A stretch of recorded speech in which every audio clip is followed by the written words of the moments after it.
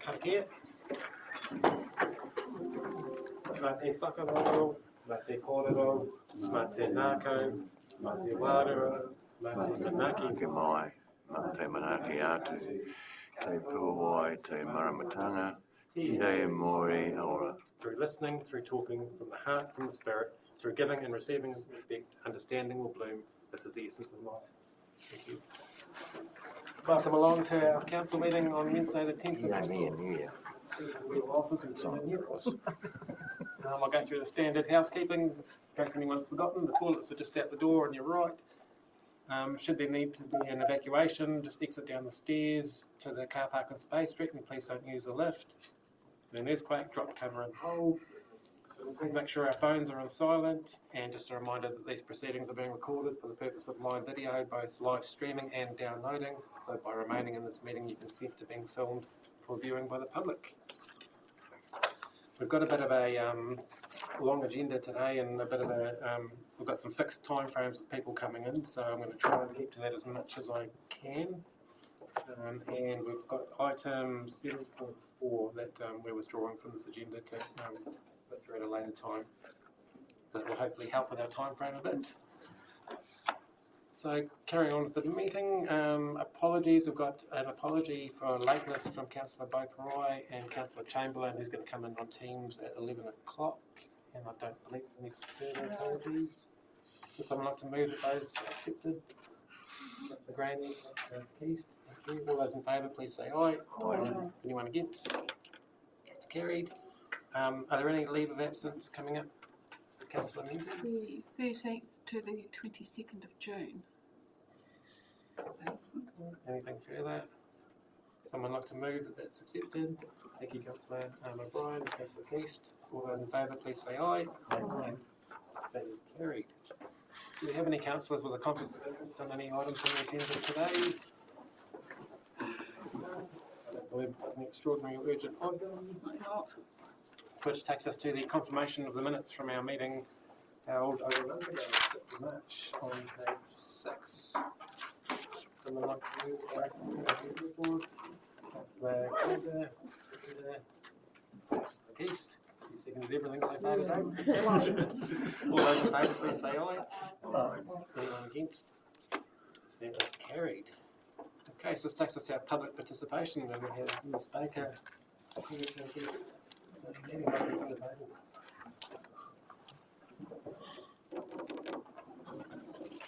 So just as per usual, just the 5-minute time frame, and yeah, there you go. Thank you very much. Ready? I'll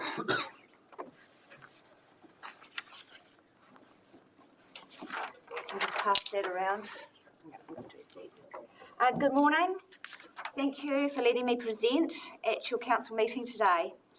I'm wearing my, firstly I'm wearing all my gold medals. There's 4 of them from the 2024 New Zealand Masters Games. And I'm wearing them because I've been rushed at by a dog whilst training in McGregor Park nightcaps in the lead up to the Masters Games, which is not on now. I'm passing that photo around, the photocopy. There's still a big problem, I feel, with dogs still being off lead in on lead bylaw areas in Southland. And unfortunately, I do not agree with comments in your 2022 to 23 dog control report, which says about ongoing improvement regarding dogs being on leads in leash-only areas. I'm going to mention the Winton track as well. There's dogs off leads there as well sometimes. Additionally, I wish to say that your annual report, which I received in March 2024, took 8 months to produce. Has this report, which is required under Section 10A of the Dog Control Act 1996, been officially submitted to a council meeting? And it is not efficient, I feel, for a report to take so long for public viewing. It's important to note the following from this report. There were 28 dog attacks. There were complaints about dog attacks, 32 complaints about aggressive dog rush, threatened complaints, 333 complaints about barking, and 266 complaints about wandering dogs. There were 103 infringement notices issued by SDC. About the 28 dog attacks, there needs to be more transparency in your reports, please, about these attacks. Were they on humans or other animals? In your 2020-2021 report, and you should have the link that I will send through about the 2022-23, is that correct? Yeah. That's on your website. In the 2020 to 2021 report, I note a whole section, and I've got it here, on dog attacks and a graph.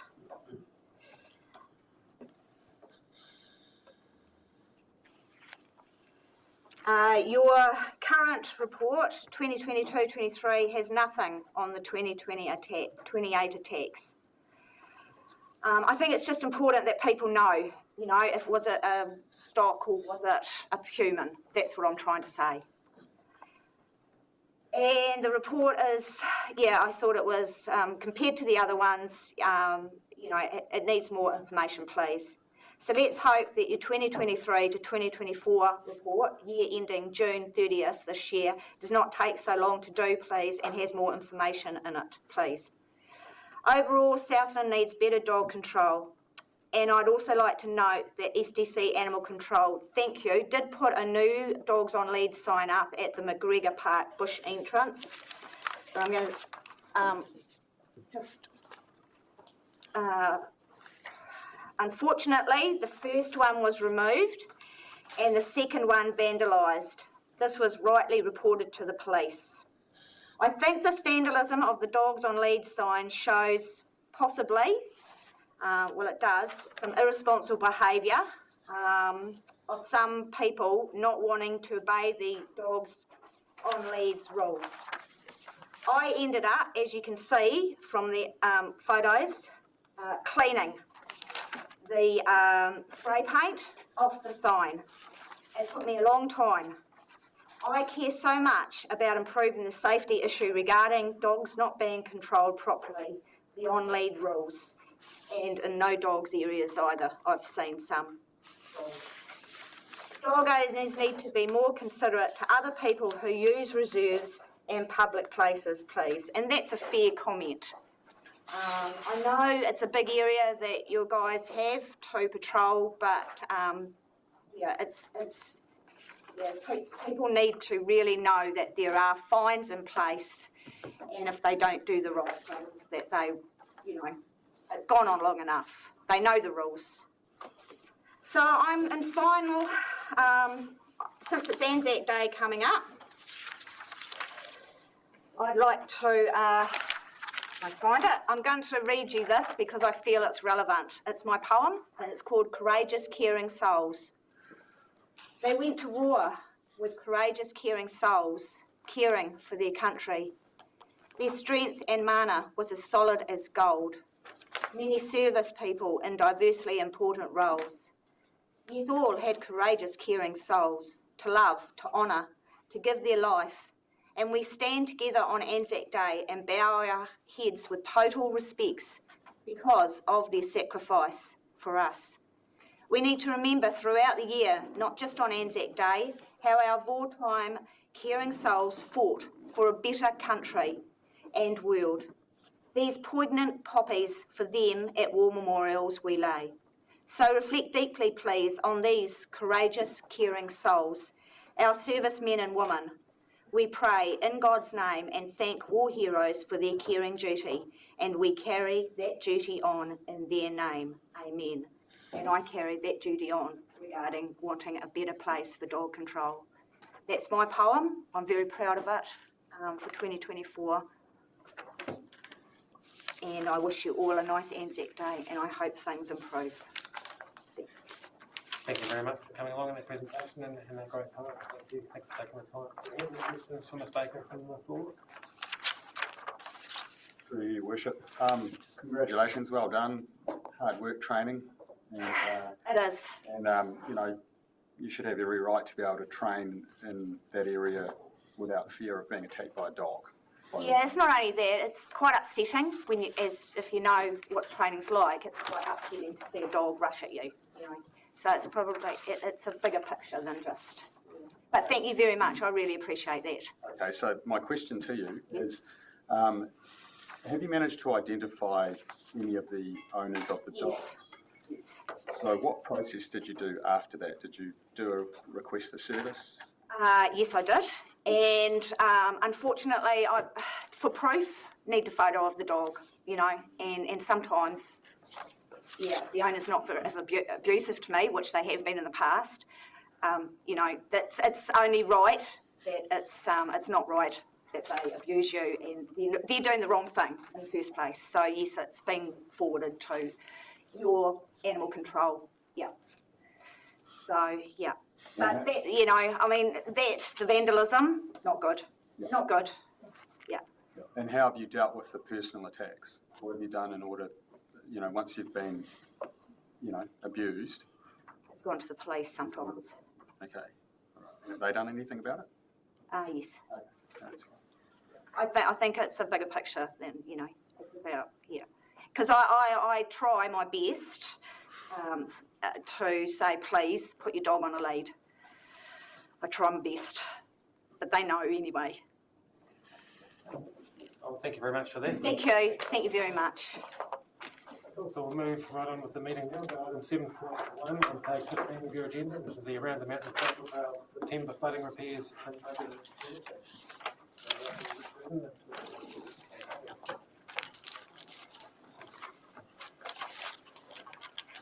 Thank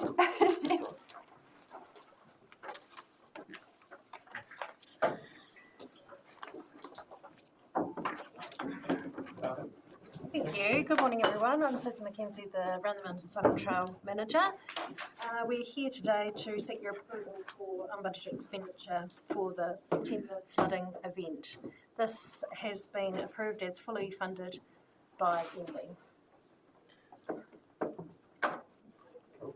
Yeah, really, it's good that council's not actually having to fund any of it. And I guess my one question for me is that because it's a great ride that we're getting that funding? So if it wasn't at the great ride status, we wouldn't be able to access that? That's correct.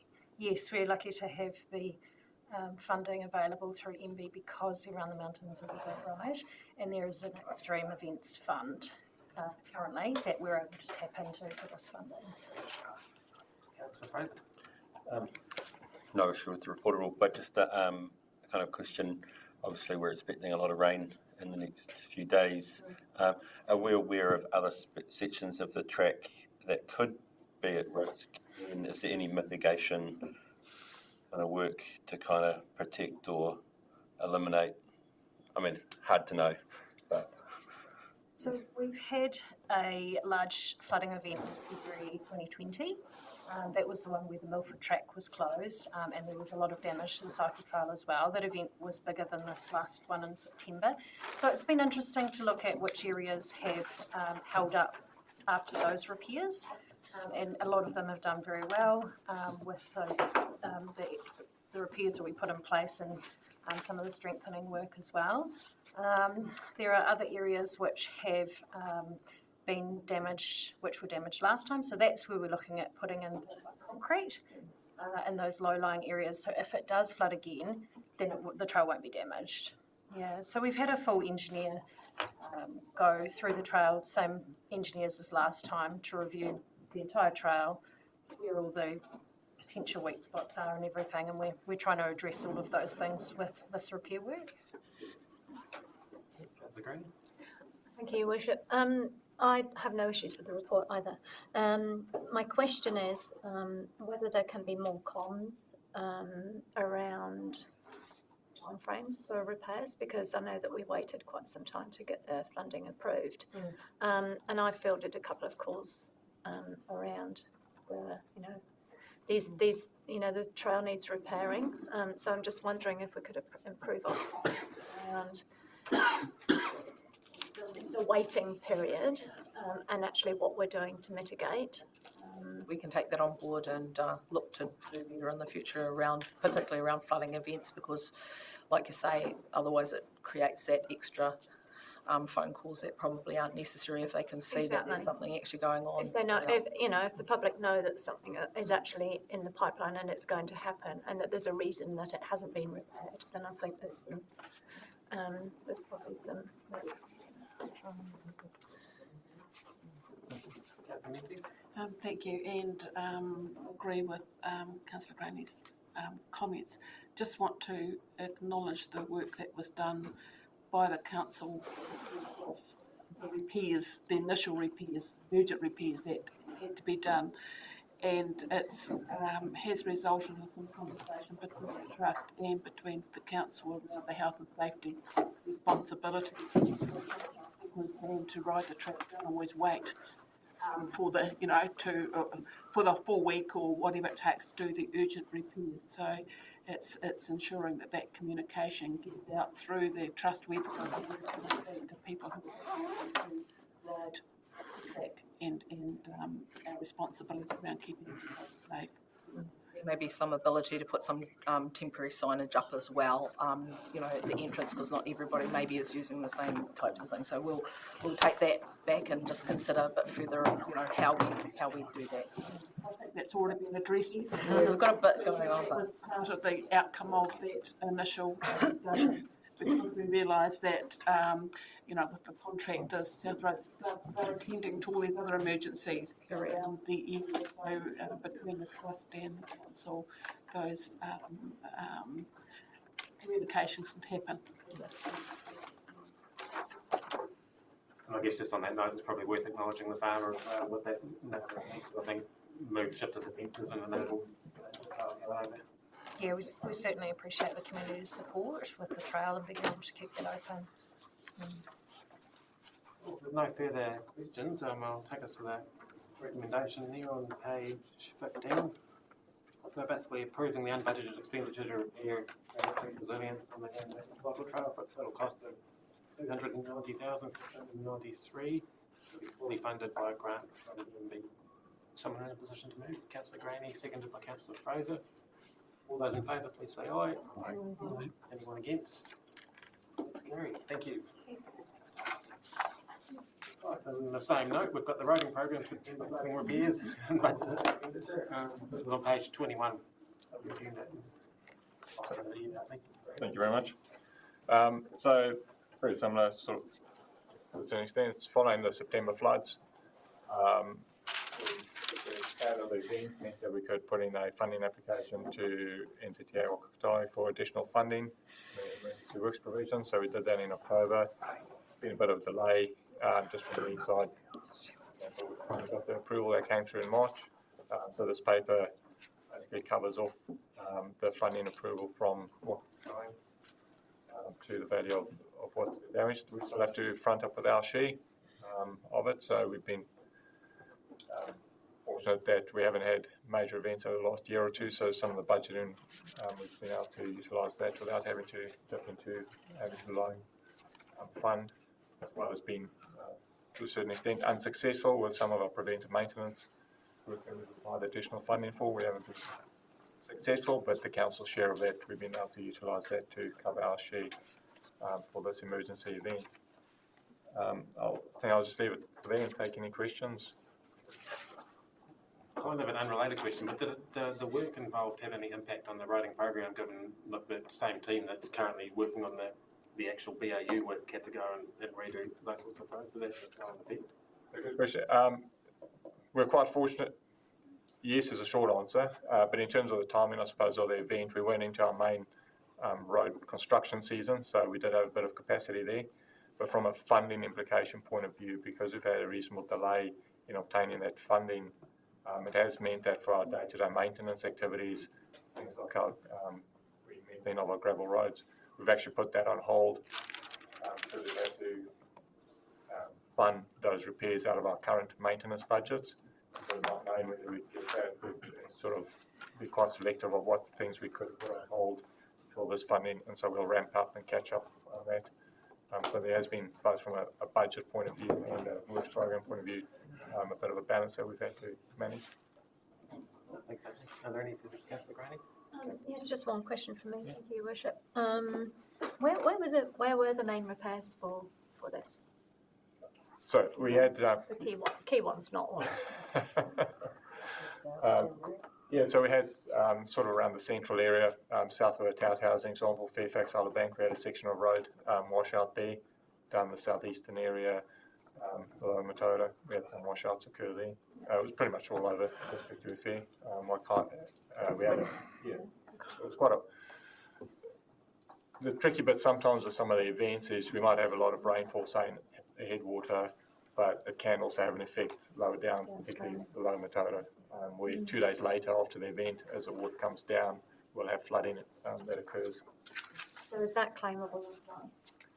So it's part of the same It event. is part of the, it is classed as part of It's part of the same event. the flow effect.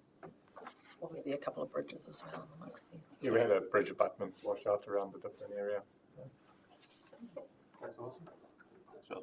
Thanks, team. This is obviously remediation work. Are there, going forward, are there opportunities to really take a more mitigation approach and work with regional council around, identifying flood risks that could put assets like roads and bridges at risk? And do we have room in existing budgeting, or is there budgeting available from Waka Kotahi to look into more ambulance at the top of the cliff approach to some of these issues that we're going to experience more of? Loaded question. There's multiple avenues to it. One is when we are building back, we'll see what we can within reason future-proof. As an example, where we've had the Seal Road washout and damage to the shoulder curb being washed out, how we reinstate that, do we put a fabric back, or maybe it's not on our network, but a good example is out to Wallistown, part of that same event. They've actually concreted the shoulder to prevent future washout. So there's opportunity for some sort of minor improvements works. But generally, if you're looking at a wholesale future-proofing improvement, that's a whole separate funding application that we'd have to go through in the top of business case to justify the level of investment. So it's sort of not directly answering the question, but it depends on the scenario and the location. And if you want wholesale, it's a separate application, I suppose, is the easiest way to explain it. Through you, Your Worship. Thanks, Hartley. With regards to what Councillor Wilson's just been talking about, where are we currently at? We put aside financial investment into these things, but I guess the communication investment with Emergency Management Southland coming into sort of the winter time, and we're probably going to get a lot more rain, and there'll be pressure under our assets and so on. So where are we at with Emergency Management Southland in terms of mitigating some of these things? Just to clarify, No, I would say it's there's sort of a two-tier system to it. From a day-to-day minor events, that's just for us to manage, and how we communicate that. Once it reaches a trigger level when emergency, that's sort of when it shifts over to emergency management. But they are, I attended a meeting yesterday, or last night actually, around the Taurau flooding and the closure associated with that bridge. So using that as an example, it sits between both organisations, or can sit between both organisations. But once that trigger level or emergency is declared, then that effectively wholly shifts over to emergency management. Okay, thanks. If Your Worship wants to add. that's your question. Yeah, that answers. Yeah. Any questions? There being none, I'll take us to our recommendation on page 22. That we're approving the unbudgeted expenditure for flood remediation works on the 511,688 funded by Waka Kotahi and 472,327 to be funded by council from existing budgets. Someone in a position to move those? Councillor Running-Claw, seconded by Councillor Duffy. All those in favour, please say aye. Carried. Thank you. This takes us to item 7.3, which is a Matuku Water Supply Subcommittee, updating applications manual and discharging the subcommittee. Page 25 of your agenda. Jason and Michael. Thank you. Good morning, Your Worship and councillors. So this report is just about discharging the Matuka Water Supply Subcommittee and removing the delegations from the delegations manual. So this process was approved by a council decision on 5th July 2023. Now it's been some time sort of since that, so I'm not still familiar with all of the specific details of that transfer and things. Happy to answer questions about that. But this report is largely administrative in nature. It is really just about tidying up these council documents and ensuring that a subcommittee does not continue to exist without the ability to perform duties or its purpose, given that the asset has been transferred already. So there are really just, there's not really any issues with this. The specific provision that council would be discharging it is outlined on page 28. Council has the authority in order to discharge the subcommittee. It's quite straightforward. Yes, so I might let you all lead this. If you have any specific questions about this process or anything that you'd like to clarify, we'll be happy to answer questions. Thanks, Jason. I think the question was asked at the time if it was going to be removed out of this, and the answer was that you did a bit of work at your end and you'd come back at a future meeting, and here we are. So I'll open up the floor. Questions? Cheers, Jason. I guess I was the councillor appointed onto the subcommittee, so firstly I want to thank Councillor John Douglas, who was previously on the subcommittee, who took his time to also kind of hand over post-election the history, which helped me be a bit more informed, and Councillor O'Brien just on where the Matuku group were at in terms of pursuing the transfer. So yeah, thanks to the team for getting that all across the line, and also cheers to John for his help and handing over the reins. There were a few issues along the process just around some of the existing governance process at that subcommittee, just things like minutes that weren't correct and not being confirmed. So that was just a little bit of a messy step into it, but things got tied up really good, and it's good to finally see this process finished and the water supply now in the entity's hands. I've sent this to councillors this morning. I had a message, if it's all right, to share from the directors of the Matuku Water Scheme. Dear Matt and councillors, I believe the councillors will finalise the signing off the Matuku Water Scheme to the ratepayers involved in the scheme at your next council meeting. Thank you for facilitating allowing us to run the scheme ourselves. In the past, the scheme has cost the ratepayers involved around $40,000 annually. We have continued the servicing and running of the scheme with the downward system that the council established for the scheme.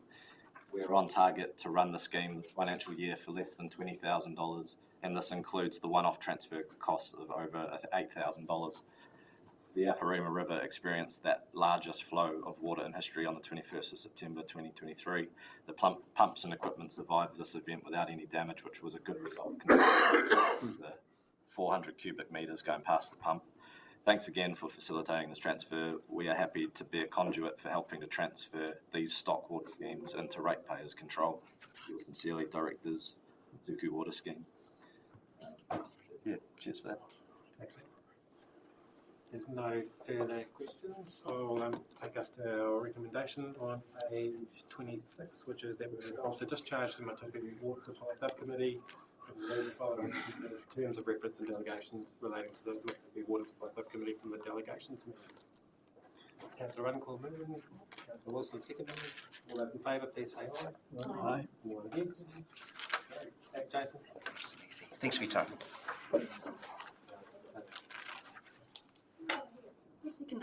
I heard a name. Yeah, I heard a name, but it didn't register.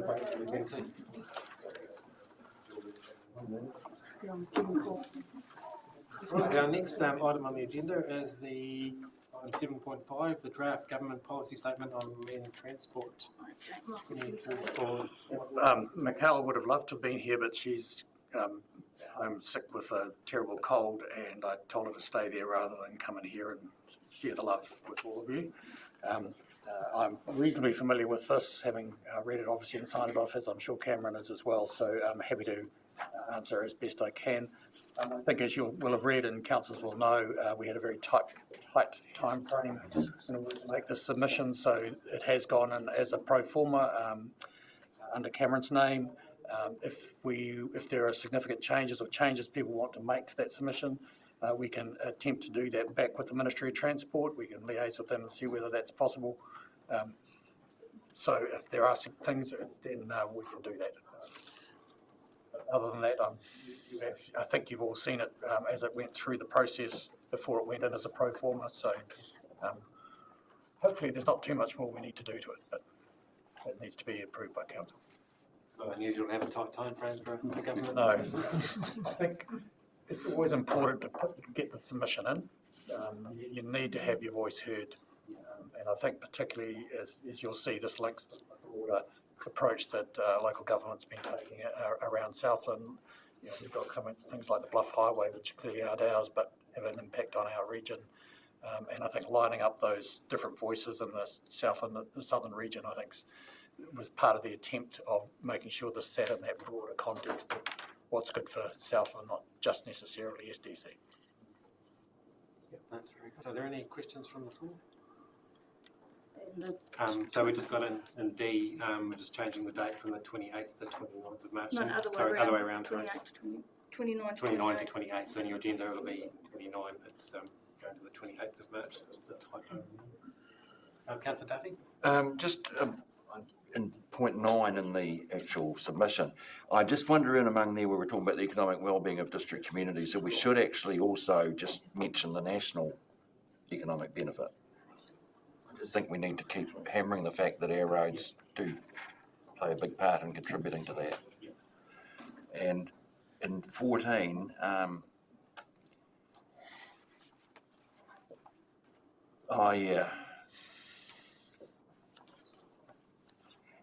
yes, that's right. It talks. The last sentence in 14 talks about the reduced network efficiency impacts farming costs, and I think we should say farming costs and also transport costs, because there's more to it than just that. Yeah, thank you, Councillor. That's certainly the message that I'm putting through in my advocacy as well. Is that our ability to produce for the New Zealand economy. Yeah. Sorry. If I could go a bit further, in 19 and 20, and this is just, it's to do with the FAR, and one of the reasons I remember at the time when they dropped our FAR was they used the excuse that Southland was wealthy because of our increased capital value, overlooking the fact that most of that capital value came from debt. But I just think if we just mention, when talking about equity, affordability, and make a reference of some sort to the wealth levels that they're perceiving. Not that I've got an answer to it, but just a suggestion. Yeah, it'll be interesting to see going forwards if because I know that they're looking at changing the funding mechanism for road user charges from all the vehicles, whether that actually ties into looking at the FAR rating model. We did, sorry, not me, but I think, did we make submissions on the FAR rate recently, or is that, am I deluded? We're talking to politicians at the moment around that. I'm just wondering if we have some messaging from that we want to repeat into here, or is there new messaging from that experience that we feel might be more helpful? Thank you. There hasn't, as far as I'm aware, there hasn't been a consultation process around the financial assistance rate. We have, though, been communicating directly on our concerns around the proposed moves around Hollywood Road and the implications of that no longer being 100% funded by what we call tahi. And in that, we've also just following on from we've also the amount of charges that are generated in Southland and return here. So we have made it in both individual communications and collective communications about the need to consistent rain. But for what it's worth, I mentioned item 24 and just said very good. And that's about the GPS tracking. Like, we have quite a lot of logging tonnage come through our roads that's generated elsewhere that we aren't getting compensated for. So that would be very positive for us. Somebody in the last 2 days has told me what their estimate of the cost for having to divert, because we've got a closed bridge that we can't afford to replace at the moment. And unfortunately, I don't have that number in my head, but it was a significant number. And that is part of that overall economic loss that New Zealand faces, the New Zealand export market faces, and obviously the producers, because of that network not being available. Councillor Wilson?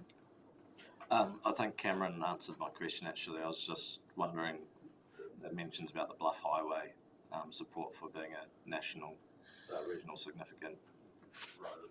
Was the Hollyford and the other Catlins Road, was that same status that those roads had with that, which was why it was being funded? No, they were termed special purpose roads. Special purpose roads, okay. But when a GPS gets reinvented, as is currently happening, a whole lot of new terms appear, or old terms that were popular ones before reappear. So roads of national significance is a term that's reappearing, and but it might not necessarily mean exactly what it meant last time. So those roads wouldn't meet that criteria. We didn't have any, unfortunately. Yeah, with North Island here, then we were advocating for that Highway 1 as a region, just to make sure that we are actually pointing at those. Any further questions? Sorry, just a comment. Happy with the submission that's occurring to go ahead, but I think it, over the next few years, it's going to be important to think about the Southern District Council voice in the regional land transport plan, and being prepared for those areas that we need to focus on, so that we feel that we're equally representative in the benefits that offers, as opposed to seeing the benefits that might be going to the growing regions when we may be static in our population or not significantly. It's vital. $250 million is just going up the road in Queenstown for that road realignment there, so it's important to put that in perspective with what Councillor Duffy was talking about, with our benefit to Queenstown's got that tourism benefit, but we've got that production sector benefit, and we need to, including tourism, put our hand up as well. And through you, Mr. Chair, I mean, we have emphasised that aligning the planning timelines, frameworks and timelines would be a more effective and efficient way of managing transport in the country if the local and central could get more aligned. That has real opportunities for advancement. So, and you'll see that in the submission as well. Thank you. And we understand it's change of government and things happening, but that's would be. Oh, thank you. So we've got our recommendations there on page 40. That we ratify the submission of the government policy statement on land transport, and with that amendment to the date, changing it to 28th of March. Someone in a position to move? Councillor Graney, seconded. Councillor Ruttenclaw. All those in favour, please say aye. Aye. Anyone against? Carried. Thanks, Michael. Thank you. The agenda quite nicely. I won't jinx it. Now, This one, please. this one's been a bit of an early one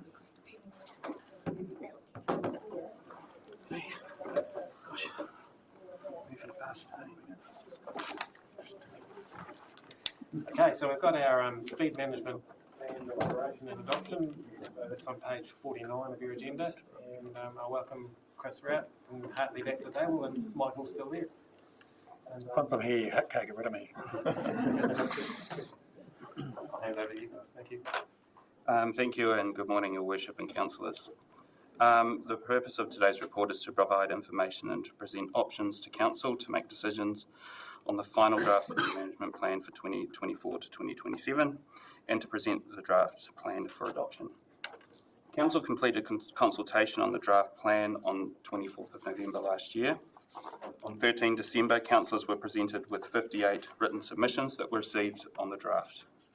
Since completing consultation, Government has announced plan changes to speed management, including the Land Transport Rule, Setting of Speed Limits 2022 and the Government Road Safety Strategy, which have created some risk for the proposals in Council's draft plan.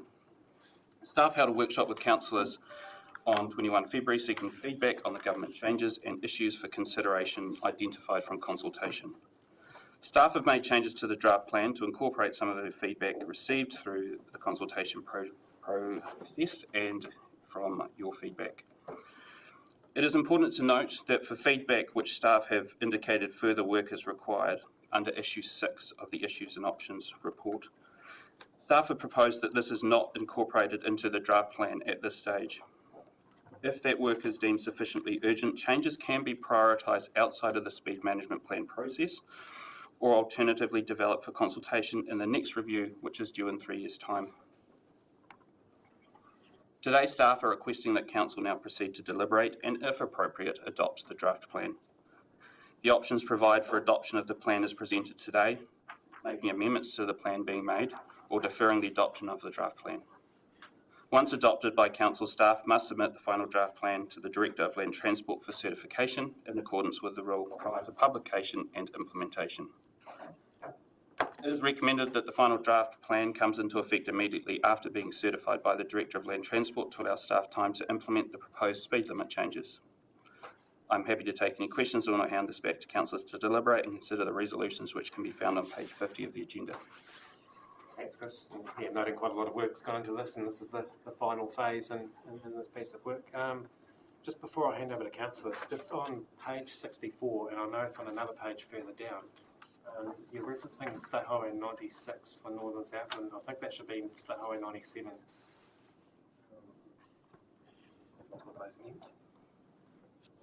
Just in that table. Okay, is there a table in the report? Yeah, so you've got, so in table 1 for Northern Southland College and Lumsden School, you've got Maria Street, and then you've got State Highway 96. Okay, that will be a typo. Yep. Yeah, it might be 94 or 97. I'm just trying to think which one it is, but 94, sorry. Yeah. And it's just referenced further on. Okay. Yep, that's an easy correction.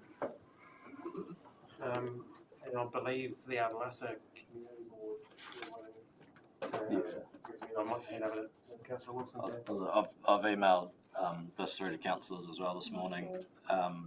So in initial discussions around the early stages of the speed management plan, there was discussions at community boards of is there anything else you'd like to see, and one of the extra additional roads that was discussed was around Waikaia, and it was extending out the 50k zone to beyond the bridges. So that's shown in the draft and went out for consultation.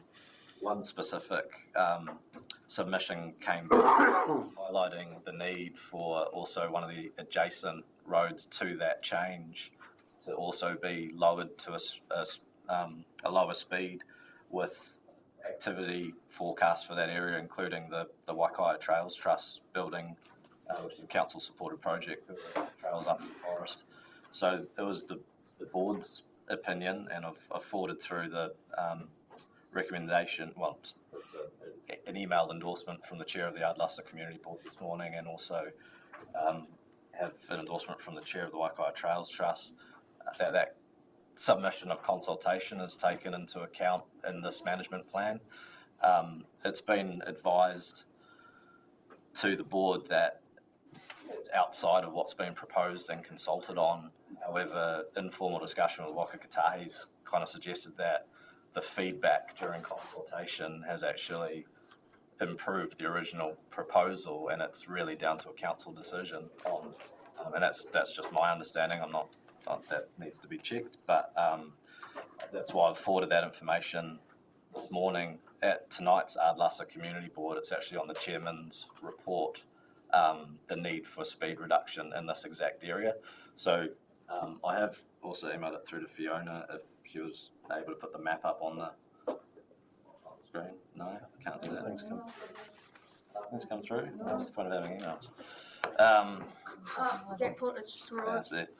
So it's basically asking councillors, like, this is what the community boards discussed during this consultation process, taking those submissions and feedback into account, and they agree with it. The question is whether at this stage of this document this addition can be made, or whether it's truly required to have additional consultation on this adjustment. Because my personal view on it is, if you put an idea out for consultation and the community go, yep, great idea, but this idea would be better, and the community board endorses that, then that amendment from our council decision making, we have followed the process, and we're taking the advice from the community. So wanted to put it out there that actually now's an opportunity to have that discussion, and happy to chat any further. It'll make sense once that's up there. Might I ask a question? When is the reduction required? You said there's forecast a need for a reduction in speed there. Well, I understand the project is in its kind of phases of being built, so there's work going on in the area. So even if a temporary measure could be implemented, if that's the only option, but it's essentially so what this bit here and the little narrative above it is basically what the Ardlassa board has proposed, taking into consideration the feedback. I'll read it out. So we are proposing a 60-kilometre permanent zone adjacent to the Wellington Street Bridge, covering 250 metres either side of the bridge. So basically that purple, what was proposed in the draft was that green line and the red line at the school. The two green lines are the bridges that come in and out of town, and extending that 50k zone had overwhelming support from the community, but the community feedback also included support through this purple line as well while you're at it, because it's going to be required in the future, and it's arguably required now.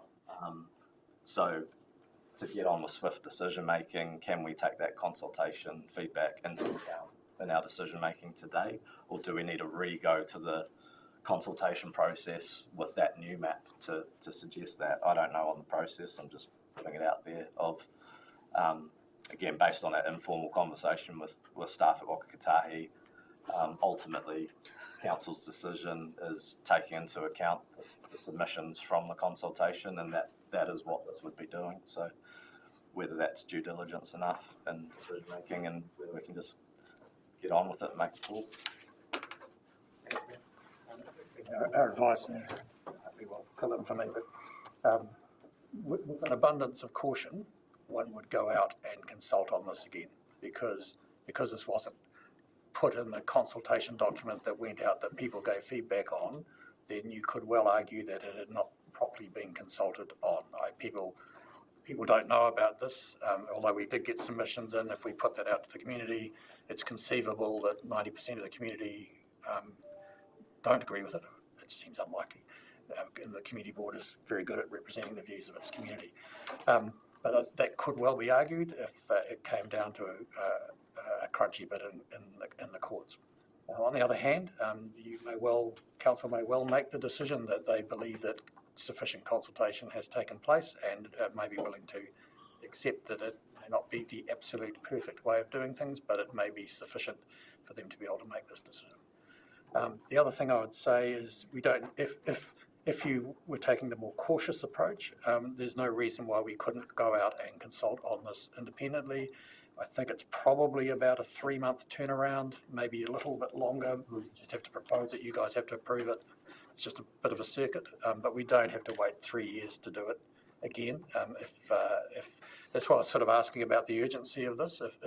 If there's work that's going to progress, that this is going to become important in 6 months' time, then we could quite easily and relatively simply just do the formal process, but it would be a belt and braces. Definitely would be a belt and braces, but we'd leave you in a stronger position in the unlikely event that somebody was to challenge it. So would that be a localised consultation process? Just yes, in that be a localised consultation process with that community, quickly look around, get that feedback, bring it back to council, your decision, and back to the plan. Go to the director. Tell them what we're And that wouldn't have an impact on No. this. So you could pass this, we could do that process separately if that was the will of council, but definitely would be, it would put you in a much more secure position in the unlikely event that someone were to challenge this. Councillor Ryan, did you have any hand up? Councillor Yeah, I fully support what Matt's saying, but in supporting that, I would hate to see it delay the aspects that we've consulted on. As far as Stewart Island's concerned, it's very important we continue and get in the proposed restrictions so that we can move forward.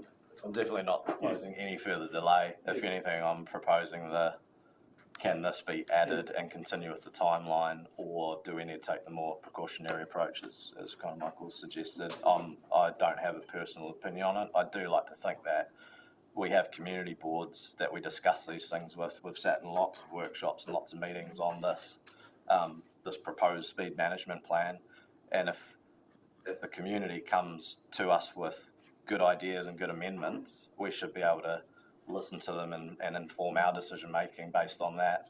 And it is, I guess, our appetite to that approach, and whether councillors deem this kind of concept of doing this at this minute as not following proper consultation and decision making process, that's up to us as a table, I guess.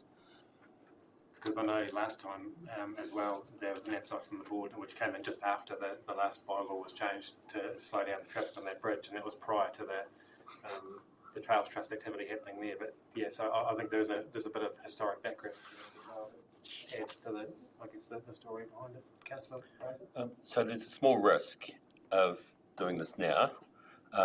There's obviously a cost with going out and a cost of time and efficiency. What would that be? That's what we've got to weigh out, isn't it? It wouldn't be much. I don't know off the top of my head. Preparing a consultation document, circulating it, getting it back, I'm not sure. We could find that out, but it won't be a substantial amount of money. Well, hardly, wouldn't be. No, through your show. I wouldn't, nothing the likes of what we've gone through, because we've in essence got the base of the document there. It's more, I'd say, the advertising aspect of it. No doubt there will be a bit of time tied up in adjusting the maps. So there's a real cost, but not off the top of my head, to be fair. If I just add, I suppose that just considering the risk aspect around the consultation, if we had proposed, say, to reduce that to an 80 or a 60, pick a number, like we have on Summit, and we've got community feedback to change that speed, I think that's a slight difference here. We haven't actually proposed to change it, versus, so nobody in essence knows that there's a proposal to change that speed limit. Hence why maybe the more cautious approach of going back out to consultation, versus we actually want to change it, but then we get feedback that we haven't got the level of the speed quite right, and taking that on board. I think it's just the distinction between the two approaches. I think it's important to note too that the Director of Land Transport, when they certify the plan, they need to be satisfied that we have consulted in accordance with the rule. So I don't know the extent of that testing or, the criterion that they apply to that decision, but it is one of the items they have to be satisfied of to give certification of the plan. Okay, so in terms of that, the worst case scenario is they could say you haven't consulted properly on this, and then we go to that alternative plan of doing that consultation. Whether they reject the whole plan, like reject part of it, I don't know the answer to that. Just as like. Noting your comment earlier, Your Worship, on the bylaw process versus this process. This process is a lot easier and quicker to get speed limit changes through as opposed to a standard bylaw process. So I think it's worth noting that as well. For context, councillors hopefully will remember the addendum we put together for the consultation which related to schools in Te Anau. I wouldn't expect the process to differ too much from that process we followed there. That was a standalone proposal for a single location. So I'd expect we would follow a similar type of process with that, but with a targeted consultation in the area rather than a district-wide consultation like we did for the. So what did that addendum, the Fiordland addendum, cost, I guess, in terms of added work, because it was missed from the original draft? It wasn't a significant amount of staff time to produce that addendum. We did incur some costs around the formal production of the supporting maps. And then there was some additional consultation costs around the likes of advertising those changes. But again, if you are consulting in a limited area, then I would expect that those costs would be accordingly limited to that area as well. I guess the key from my point of view is, and Matt kind of touched on it, is showing respect to the board's process and the community going into this process and making sure that whatever decision we come up with today doesn't disrespect the role of the community board. And I don't see this other option as doing that, because we are taking on board the feedback and we are making an amendment. But I guess it's just whether there'd be an appetite for that added time frame of 3 months, whether that would make a difference into the scheme of this. What do you think the board's appetite for that would be? I mean, as long as the result is the correct result again, and that the safety issue is addressed at some point, I guess board's appetite for feeling like their level of consultation in this process hasn't been, I guess, fully utilised and being allowed to be part of that decision-making process. I mean, it's a group of local elected members discussing the feedback from the consultation and deciding that they support that idea and are requesting council to include it. So it's elected members saying, yep, we believe as elected members of this community that this specific submission actually is a better idea, and we recommend that council staff include it in their plan. We recommend to council that they endorse it and make that plan, and I guess the overall sentiment of that community board is just get on with stuff. Like they'll accept whatever outcome is required. They'd be happier with an outcome that is just getting on with stuff. I guess in terms of the risks associated with potentially getting on with this and it potentially coming back and then slowing the whole process down, I think we need to sort of weigh those up. That's the risk I don't want to, the worst case scenario of some of the risk of how could it be challenged is one thing, but the risk of slowing down the overall process for the other communities about to get increased road safety, then I don't want to support that, but I would still like to recommend that we include this. However, through your worship, risk is relative, right? So, if you were proposing that, the speed limits were to be increased, then there may be some issues around that. But overall, the risk associated with this is around speed reduction. And so if you were hedging your bets through that risk and that time frame and actually wanting to get business done, then I'd hedge my bets on going, well, it's probably a fairly safe risk assessment accordingly. So certainly don't slow it down, but respect the wishes of the people accordingly and get on with it. I put it this way: I work a lot in Wanaka and I drive the Crown Range once a week, say, and I didn't get consulted because I'm not really in the region on the Drona becoming a 40k zone, and all of a sudden there's a 40k speed sign there, and I go, wow, that's the new speed. I didn't think about, was I consulted on that, and I know I'm a big advocate for participatory consultation and local government, but it works both ways. If you engage in that process and you go, yeah, this is a good idea, but you missed a spot, do this, then we should be listening. Thank you. I note that there's financial implications or risks around each of the options that are outlined here.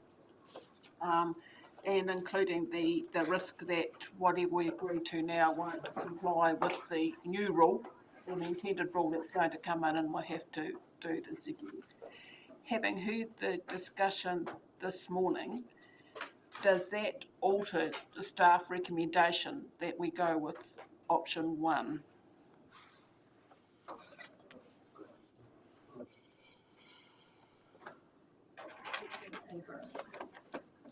Do we want to have a cup of tea and have a think about it and come back after? Would that be? Yeah, we can do. Or did you want to comment? My initial thoughts is that there's a process risk of being challenged with a change. The overall risk, considering the guidance that's been issued around changes to speed management and the new rule coming out, I think we're quite limited in that risk. We've highlighted in the report there might be one or two locations, but generally we're going for variable speed limits that are around schools. Where we don't have variable speed limits around schools, it's from a practical aspect where you have a 100-metre cul-de-sac or something like that. We haven't gone for generally the wholesale speed reduction changes that the Minister and the new rule is potentially indicating where the changes will occur. From the actual implementation and financial risk aspect is if we don't adopt, if the plan's not adopted, then we have a flow-on effect from actually being able to order the materials and actually carry out the work before the end of the financial year. And then, as outlined in the report, that's a real financial risk to council and losing our share, or we can retain our share of funding, but the NZTA Waka component will be lost and we'd have to reapply and compete at a national level for that funding. It's significant. So that's reasonably significant. There's delays. We won't, from an actual physical works point of view, if there's delays, we won't achieve the works program. Yeah.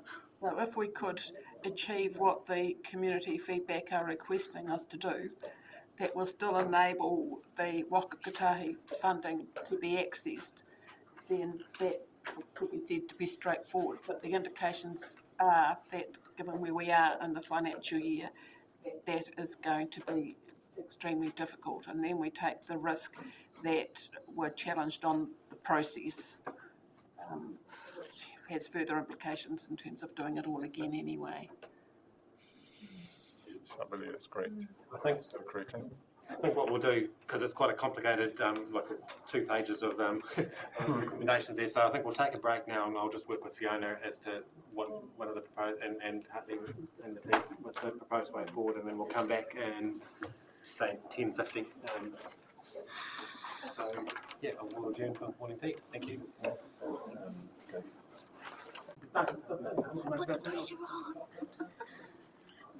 I think it just gives us an opportunity to inquire whether I don't want to. That's what you start asking. Another acronym for it, like SNAP version. I won't bore you anymore with my acronyms. Oh, no. I think that's really dangerous. The idea is The speed of the road. Risk, because that's something I might be able to talk about.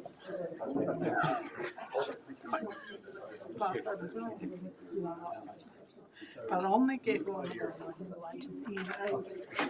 yes, and I was thinking on each week day, but it's the end of Yeah, I think that's well, if we're going to take this, everything needs to be reviewed. I'm heartened to hear that. It isn't working.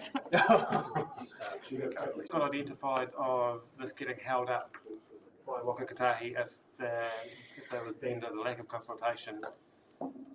When you look at some of the options that's been presented to us here around potentially losing funding and the time frame there, and to Councillor Spraggan's point about slowing down the rest of the process, in my opinion, that risk is probably not worth the 3-month time frame of Plan B.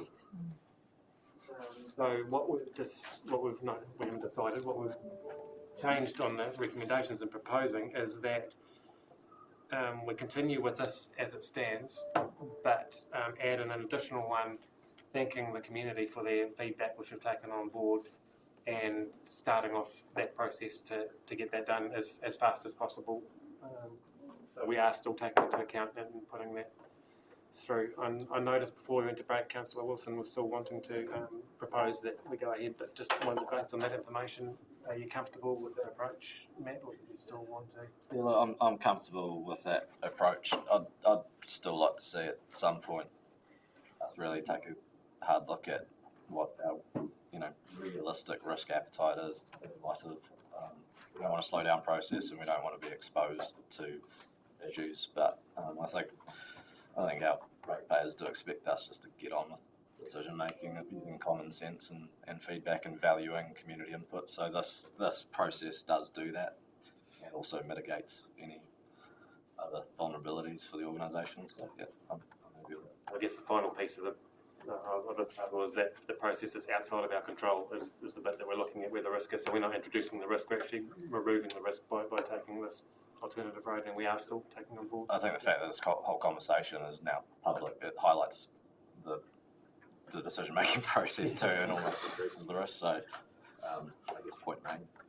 Yeah. Right. So we've got, and this isn't a criticism and it's not a challenge either, but one of the most complicated recommendations I've had for the year to go through, hence the to go through.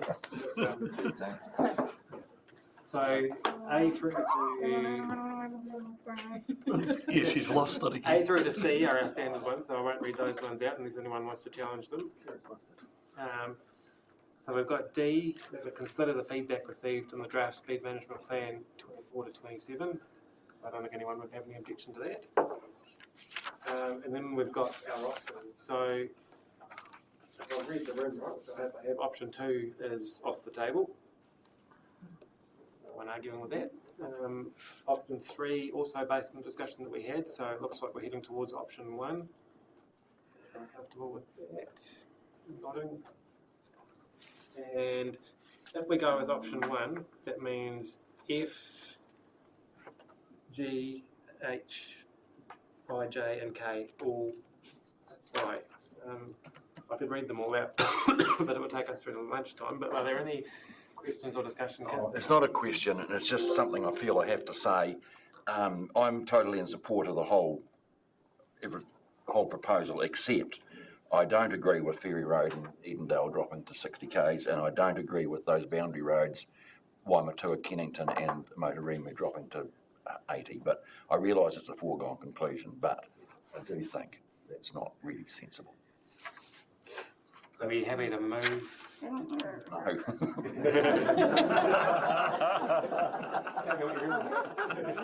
Good answer. Fiona's just catching the technology up.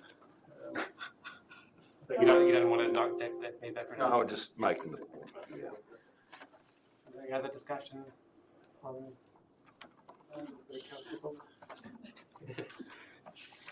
So, as it stands, we're addressing E1, F, G, H, I, J, and K, and adding a new L, which is going to appear in front of our eyes very shortly.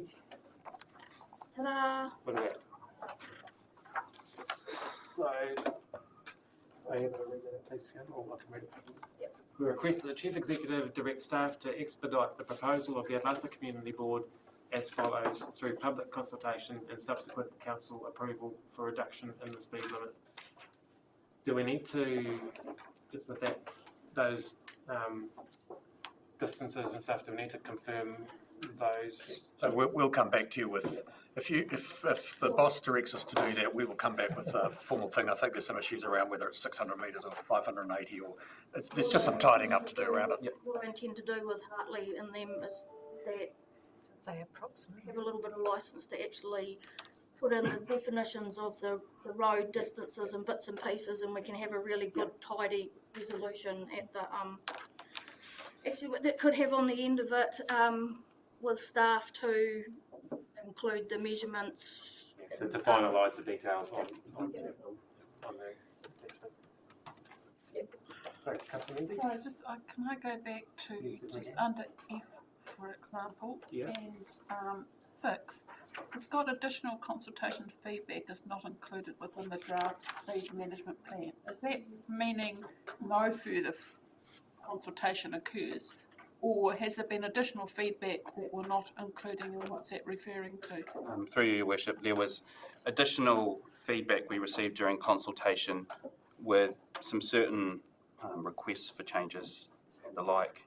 In addition to this one, so this proposal was included in that list, which staff have proposed we address separately. They're either out of scope of the speed management plan or are items that staff believe are better approached separately and more fully with the community as part of either a future speed management plan change or other processes. So it's additional consultation feedback other than this particular aspect, which is addressed in the next clause. Okay, thank you.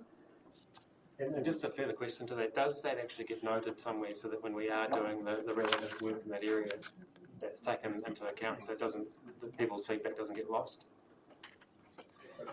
Yes, I suppose a good example of that might be Tuatapere, where that feedback to extend.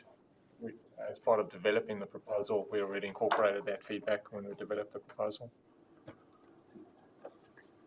And just a final question for me, which I forgot to actually ask earlier because I got lost in this one, was around Otautau and the differential in speed there. That's all been clarified, hasn't it? So, because I think at one point it was a 50, 40, 30, 50 in a short amount of time.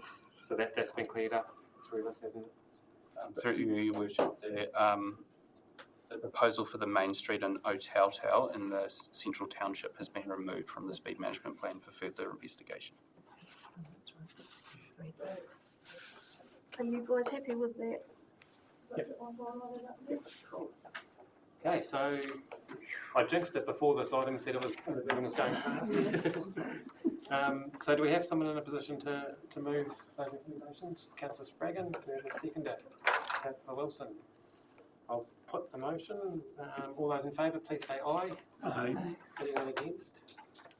That's carried, and thank you everyone. It was a really good discussion. And thanks Matt and the Advice Board as well. Can I get a copy of that resolution and take to the board tonight? Cool. Thank you everyone. It was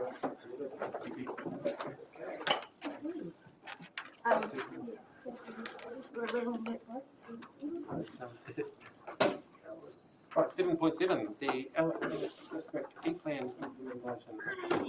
So this is on page 205 of the agenda.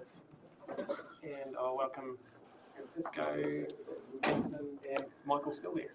Still here. Floor is yours. There you go. Thank you. Okay, through your worship, I'm pleased to be here today and present this beautiful project that we are being working like a council, the whole council, for 6 months mostly. And I'm pleased to ask council approval to implement and notify the E-Plan. I want to pass the conversation to, or the introduction to Ashan, that is the policy planner who has been leading this beautiful project during these 6 months. So please, if you have time. Hi. Through your mayor and your worships, I'm very excited and pleased to introduce you to the Southland District Council Electronic District Plan. On this left-hand screen, I'm going to be showing you a demonstration of where I've connected in through Teams and take you through a demo of our district plan. As a background, we started this project in October of last year to meet the statutory requirements of the National Planning Standards underneath Section 16, the electronic functionality and accessibility features. Additionally, there's a lot of new functionality that's coming with our district plan that should help our constituents and make using the district plan a lot easier. So I'm going to start the demonstration now. So this is the landing page of our district plan, and I'm going to show you one of the new features that we have as part of our E-Plan. So as part of this E-Plan, we were required to implement digital maps, and this is actually a very big step forward for Southland District Council. For our district plan maps, we were previously on PDF maps, and so this new district plan, or digital maps, should make it a lot easier to find spatial information associated with properties. And as part of this process, our GIS team had to do a system-wide improvement for the data functionality for our spatial layers. And so there was a whole system-wide approval as part of this change. Furthermore, as part of this district plan maps, we can see all the spatial layers that apply to this property. So for example, this is the Winton Library. So I can go and click on our commercial precinct here, and it will pop up red. And you can see all the spatial layers that apply to that property. So now, for people who are trying to find what rules of the district plan apply, we can now show them directly what's there. One of the other amazing bits of functionality that we get as part of our E-plan is this view section. So now we've identified our property, and I'm going to go view section in the district plan. And now this directly links to the district plan itself. So if you're looking for a rule inside of our residential zone, which was previously labeled our urban zone, it will take you immediately to that section of the plan. So now going and finding the rules are a lot easier. So for example, our commercial precincts are going to go to the exact same section, so I'm not going to go over that. One of the other big benefits that we've done with this E-plan is link in all of our definitions. So our district plan has hundreds of definitions. So now if you're curious as to how our plan defines subdivision, it's immediately popping up. So now you don't have to go look at the definition section. It's immediately there inside of the provision. So I'm going to scroll down here.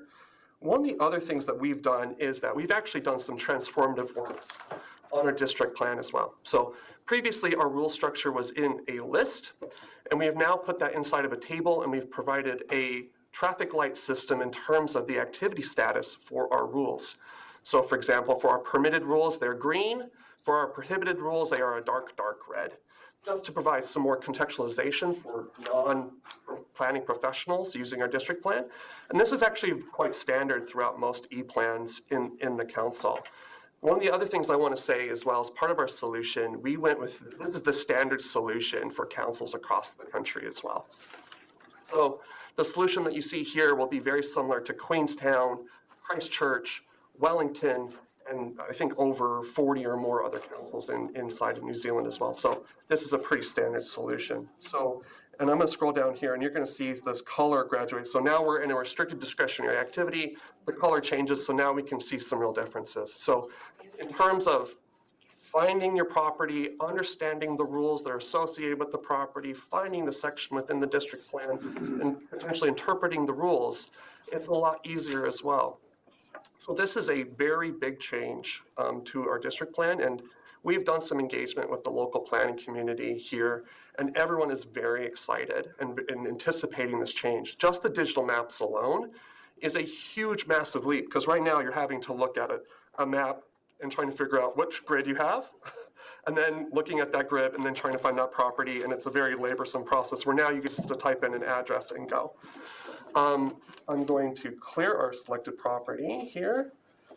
And the rest of our plan is laid out in a very sort of simple way. So we're following the National Planning Standards conventions, but we have a lot of really great navigation around. So for example, I'm in my residential zone here. I wanted to go to the objectives that's already listed. If I wanted to go to our performance standards, it will immediately take you there. Another thing that's coming with this is keyword searches. So for example, if I wanted to search for our building footprint rules, that search term's going to go through, and now our left-hand navigation has changed.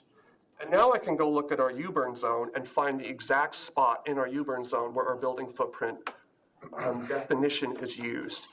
Or for example, I wanted to look at our definitions specifically, it will take us immediately to our building footprint. So there's a lot of really great functionality that was come through. We've been working over the last 6 months. We've done several rounds of revisions on this. We believe that it's ready for public consumption. We have done engagement. Everyone so far has positive feedback. And at this point, we think it's ready to go. Oh, the last thing I would like to say, excuse me, is that we are currently, this fits underneath a non-Schedule 1 notification process. So it would be a 5-day period of notification, and then it would go to become operative, because none of the rules inside of our district plan have changed. This is mostly a formatting and accessibility change. Nothing really provision or substance-wise has changed within our district plan. And I want to acknowledge some other people in council who've really helped. So I want to acknowledge our GIS team, our comms team who's been working on our website to enable this change, our vendor who we've worked with who's been fantastic, and Stuart O'Neill who's helped us with the procurement process and who's really helped us along. So this has been a department-wide cross-council endeavor. In my view, it's a success, and we're ready for approval.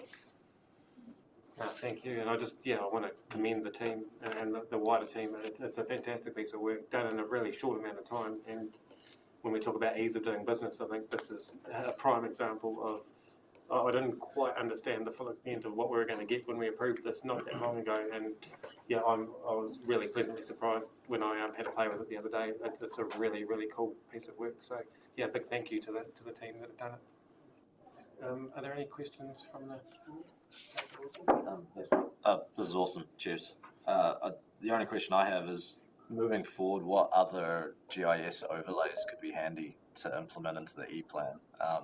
For example, we get a lot of questions at community board meetings about what sections council-owned land or Ministry of Education land, or etc. So, could the LIN's record of state land GIS overlay be implemented into the e-plan website? So the e-plan is there to represent the gazetted information within the district plan. So our principal purpose for our digital maps associated with our e-plan is to show the regulations that apply to those properties. We can show non-district plan information that's associated with that. So right now we have some LINs information in there associated with properties. As part of our district plan, we have things that are showing designations for the Ministry of Police and Ministry of Education. But there is a concern there. If you include too much information that's not associated with the district plan, you really start to muddle up the purpose of what that map is there to represent and what applies and what doesn't apply. And so there's a decision-making process that we can make in terms of what property information or non-district plan layer information do we provide, how do we provide that, and how do we clearly indicate that this does not have regulatory impact associated with rules or provisions within the district plan. So the answer is yes, but we would have to really think about that and measure up the risks and make sure that we implement that. One of the benefits of the e-plan is that that functionality would be able to be implemented without a plan change. So if we decided to go associated with that, we'd have to do some level of notification to the public, but we could implement that in a much faster way. Cheers. Any further questions? Through you, Your Worship. Yeah, no, this is really good stuff, but sort of, I guess, following on from that in terms of overlaying, as Matt was talking about, I guess it's thinking about the end user, right, and the ease of doing business once again. LINs is probably quite a good example of where that may be appropriate, thinking about the end user and the reasons why they would need this information in the first place. Other information that could be related could be to do with topographical maps, the water courses, different soil types, and so on and so forth, which is a process you have to go through for a lot of the customer in order to be able to get to where you need to for, say, a resource consent application. So, for example, we decided not to include land use classifications as part of the e-plan implementation because of the National Policy Statement for Highly Productive Land. Regional Council has to identify that land use classification, and that part of the identification, then we have to adopt what they use. And right now we're using sort of a transitional method, and that information does not belong to us. And so for example, when we talk about land use classification, there's a concern that if we include that land use classification, we're saying, this is the one that council's using, or this is the one that's been gazetted. And there's some concern that could muddy up that process or confuse applicants as part of that work. And so part of that is that's another step of how do we clearly indicate that this is the transitional identification, that this is not regional council identified, and make sure that there's not someone that goes looking at that and says, regional council has identified that. How did you put that into your district plan as part of that process? So the whole process of this e-plan is to make ease of business better, and we feel like we have done some big leaps and bounds. For example, as part of the maps, we did a cloud-based solution versus the solution hosted out of council to make the maps faster. So that's sort of been at the forefront of our minds. We're just trying to make sure that whatever information that we put in, it's appropriate, it's thought through, and there's no complexities or things that could come back and bite council later on. I think having said that in response to both of you, we understand the power of imagery and maps and layers in terms of communicating complex information in a way that people can understand, and that's a bigger issue for council outside of the E-plan. So we're not ignoring any of that. It's just that's not quite what this is here to do. But it's certainly, we understand we've got a great GIS team who do extraordinary things, and we just need to build on that. I guess the only question I have then, specific to district planning, the government's repealed RMA reform, which was suggesting more like a region-wide district plan with the original RMA overhauled. If in the future something like that did come into effect, are our neighbouring councils using the same E-plan platform, so it's a simple merge if that ever came to fruition? One of the principal reasons why we chose our specific vendor is that they have implemented about 85% of the E-plans out in New Zealand at the moment. Queenstown District Council just recently announced their E-plan, and it was using the same solution. I believe we are the first E-plan in the Southland region, so we were under the first tranche to implement it. So far within our region, I imagine others might look to us, and we actually have, after the launch of the E-plan, we're looking to do engagement with our other territorial authorities to show, here's what we did, here's what we ran into, and they're very interested into hearing about our experience and what we've done. So the answer is yes. This is a standardization process, and we went with the standard solution. Something about the national planning standard, it's the survivor national direction from all the different governments. Okay, so was created before labors, survived during labors, and now with the new government is surviving in the same way, not touches. So probably if there will be some changes in the future, national planning standard will be there.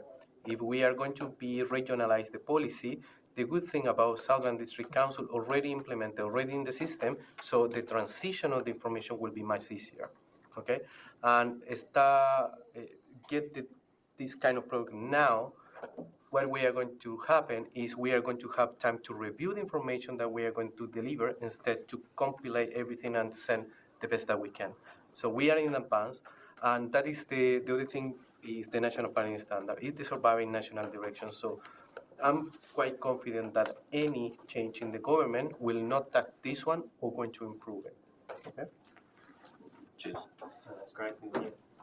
Thank you once again. So we've got our recommendations here on page 205 of our agenda. And because I'm so excited by this, I'll move from the chair that we approve the implementation and notification of the E-plan as per section 16 of the National Planning Standards 2019. And once again, acknowledge the great work that do I have a seconder for that? Councillor O'Brien. All those in favour? Aye. Anyone against? Carried. Thank you, mate. Thank you very much. Thank you. Okay, so we're just going to jump into our DeLorean and go back. Yeah, you can explain it. Okay. Understanding orders, we're going to have to go back to the speed management plan because you folk approved the speed management, adopts the final draft speed management plan 7, but earlier in the conversation there was a reference to State Highway 96 and it should have been 94. So you need to amend that. yes, so what the Mayor will be doing, he will be seeking a mover and a seconder to go back to item 7.6 and then he will then move a small amendment to say that recommendation H adopts the final draft speed management plan, I have it written down here somewhere, with the change of the state highway reference of not State Highway 96 to State Highway 94. And we need to have 75% of everybody present and voting to agree to revisit the resolution. Yeah. So I will move from the chair that we go back to item 7.6. Do I have a seconder? Councillor Graney. I'll put that motion. All those in favour, please say aye. Aye. Anyone against? Carried. And now I will move that we alter item H to include the amendments to State Highway 96 to State Highway 94. And I'll move that again from the chair. Do I have a seconder? Councillor Menzies. I'll put the motion. All those in favour, please. Sorry. Can I just clarify, there was only one reference to Two. So it's affecting taking both. Thank you. So I'll put the motion. All those in favour, please say aye. Aye. Anyone against? We've got our 75%. Carried. Thank you very much. Thank you to the Southland person who spotted that.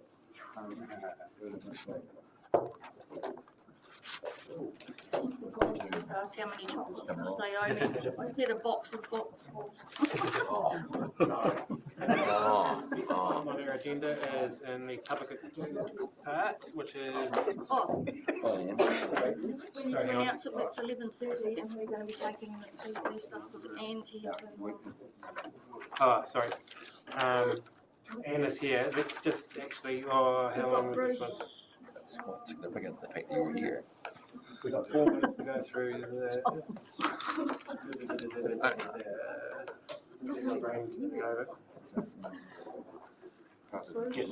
Does anyone have any big discussion on this that thinks it will take longer than 4 minutes, given that we've already discussed it at FNA previously? We're all pretty comfortable. The revenue and financing policy? Yeah, sorry, 7.8. I do. You said you've got a bit of discussion, right? I have a bit of discussion about the roading issues and the allocations. Yes. So given that, I think we'll delay this one until later because we've got people coming in 11:30. So sorry, Anne. Sorry. So we've got item 8.3, which I'm going to recommend. Do the whole. Sorry for the whole. Do the whole resolution to exclude the public because we've got that passed. You can then go Do the into other ones, PE yeah, for C because it's going. 8.3, come back to open, and then revenue and financing report, and then we can just drop into public excluded again to do the rest. Okay, so we have 8.1, 8.2 and 8.3 for the reasons outlined on page something of your agenda, 17 or 9. I'll move from the chair for the positions outlined that we move into public excluded. Do I have a seconder? Councillor East. I'll put the motion. All those in favour, please say aye. Aye. Anyone against? Against? That's carried.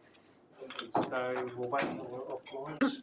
That manages not only the contracts associated with the regional landfill, but has a responsibility in terms of waste minimisation, which it carries out in a number of different ways in terms of promotions, websites, education, and attending at different functions. For the last 3 years prior to last year, or even a bit longer, WasteNet was not all that active at a governance level. And really, since coming to last year, the whole governance level was re-energised. During the quiet times, staff continued to carry out extremely well all the functions and promotions and the like with WasteNet and the advertising programs and the rest of it. So even the recently announced battery recycling is something that the staff have been working on for a while and gave interest to. But with the re-energising of WasteNet, as part of looking at where to next, it is clear that we need to go back to first principles and start again. And I've written what is my personal views on things that hopefully have been circulated to councillors, just in terms of some of the issues that we're facing at present. And it's probably worthwhile just quickly highlighting them. Before I do, there's 2 key documents that we work under. One is what's called the WasteNet Southland Joint Waste Management Agreement, which is 2011. It was put in place is the type of agreement that you would have for setting up an organisation and getting it started. Now that we're, 14 years on, times have changed, our appreciation of the efficiencies have changed, so there is a need to have another look at that document. And also the second document is the Southland Waste Management and Minimisation Plan, which is really the strategy of WasteNet operating at a regional level of the different programs that it will put in place. That document did not go through an adequate consultation process when it was prepared in 2020. So in the next financial year, one of the tasks that Fiona will have here is taking responsibility for writing a new version. And I think she comes from a planning background, so she's got the very good skill set in terms of input to that. So in terms of the document that I circulated, I was just going to go through some of the headings that were there and really open it up and give you an opportunity to give me some feedback. I used to do lecturing, and the pupils in my class knew if I walked in with 3 sheets of paper, I could talk for 2 hours non-stop, and unless someone interrupted me with a question. So please, I know time's a constraint here, but do interrupt me as we go through. And well, it's got 5 pages on it this time, and I was asked to keep it short, so I'll do that. The first issue that comes up is the Constitution, and we've been operating under the joint committee of the 3 councils with 2 representatives from each council. My personal view is that that has not always worked well, but it has the ability to work well. And that having 2 representatives from each council is a good way to go. The alternative to having a joint committee is to have a council-controlled organisation. And in the paper I circulated, I took some material out of the Controller and Auditor General's paper about the pros and cons. When you look at the costs, the processes that have got to go through, when I look at things like Great South and all the reports that have got to be done to comply with the requirements of being a joint council body, to me, I think the most efficient way of moving forward is to continue with a joint committee. So I'd be interested to know if the view around the table is similar to that. And I should highlight, while you have a quick think in terms of where to, I'm talking about some issues today. Next financial year, we will be redoing the agreement between the councils, if that's the way we're going. So some of the things we're talking about today and some of the feedback you give will be picked up as part of that process. I think if you're looking for feedback now. Yep. Just from my point of view, I think looking at having a newly appointed manager in there working inside a system that you've identified does have room to succeed. I think my personal view is giving that a chance with some nursing and then taking on board the observations of the new manager that's come in. But open for other questions or comments around the table. Yeah, there's a few nods around the table. I think overcomplicating it with those commercial structures like a CCO potentially adds complexities and potentially costs as well. Yeah, no, that's appreciated. What is the corollary to that then is that in the past, Invercargill City has provided the administrative and systems support for WasteNet, and given the size of the organisation, it seems to be the best body to continue with that. The chair and deputy chair elected on a 3-year term, which seems to work well. There was a suggestion from a couple of members that possibly we could be looking at having an independent person on it in the same way that audit and risk committees and some other committees of council have an independent person to bring on board someone that has a necessary skill set. And in the same way that you guys around the table and myself at council meetings receive technical reports from the staff, we have the skill set, I believe, to make decisions based on those reports without the need of having an independent person here as well. Sarah, did you have it? Yeah, just so a question around that chair and deputy chair. So it's rotated. Is it actually rotated between the various member entities as well? No, it's not rotated. So at the beginning of this term, I was elected as the chair for the 3-year term. Next 3 years, it might be someone else with me still there. So it isn't necessarily rotated. Okay. Who's got the time? Who's got the skill set together with the staff to advance things? Okay. Kind of what happened this training, we had the Great South George Shareholders Committee was looked after by a council and the mural forum was looked after by ES, so it kind of made a natural kind of way to look at Gore, but it wasn't, I think that it was fitted with each of us taking a shared responsibility for the shared service. Thank you. So the minutes of each of our meetings of WasteNet are recorded and come up at your council agendas on a regular basis. Fiona and I were talking on the way through that there may be some merit in her actually being at your council meetings when they came up. So not only do you get feedback from your two reps at the committee, but also Fiona will be there to respond to any of the other issues that come up.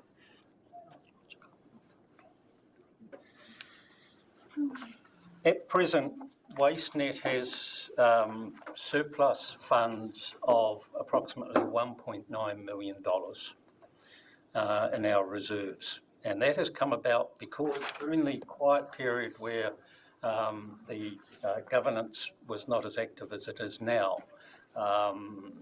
money comes in to WasteNet as an administrative fee, and it wasn't being spent on particular projects. So we have a pool of money there that we can continue to hold or use for projects or for other means. And I'm wondering, as part of the review of the Constitution, that we actually look at some criteria of how to use it. From my personal point of view, I advocated and thankfully now have a manager to help coordinate, but I'd actually like to see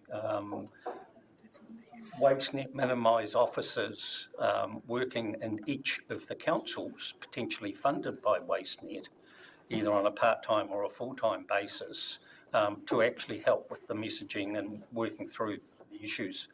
There's a number of projects that have been identified to us that maybe money can be used on. To me, the important thing is that we have that pool of money that has been collected on a regional basis, and it's every time there's a deposit made at the regional landfill, there's an administrative fee, and so that is the source of the reserves that we have. It not only comes from municipal rubbish collections, but also from private companies in Southland, and also councils and private companies outside of Southland. So it's not as though each council has a share. I see it as a pool of money that is there for benefit for waste issues across the whole region. And I think some of the things that Southland has done over time in terms of the large bins that you have in some of the smaller townships is an excellent example of the way that it's helping minimise waste, helping cut down on what goes to landfills as well. There's a number of projects around that are looking at recycling, at processing of material that can be turned into soil, etc., in different ways or used in other ways. So how we use that pool of money is something that I want to come back and have further talks with you as we prepare the budget for next year. And I'd appreciate any feedback in terms of key issues that you might see either today or when through another means of where we proceed with the way that we use our reserves.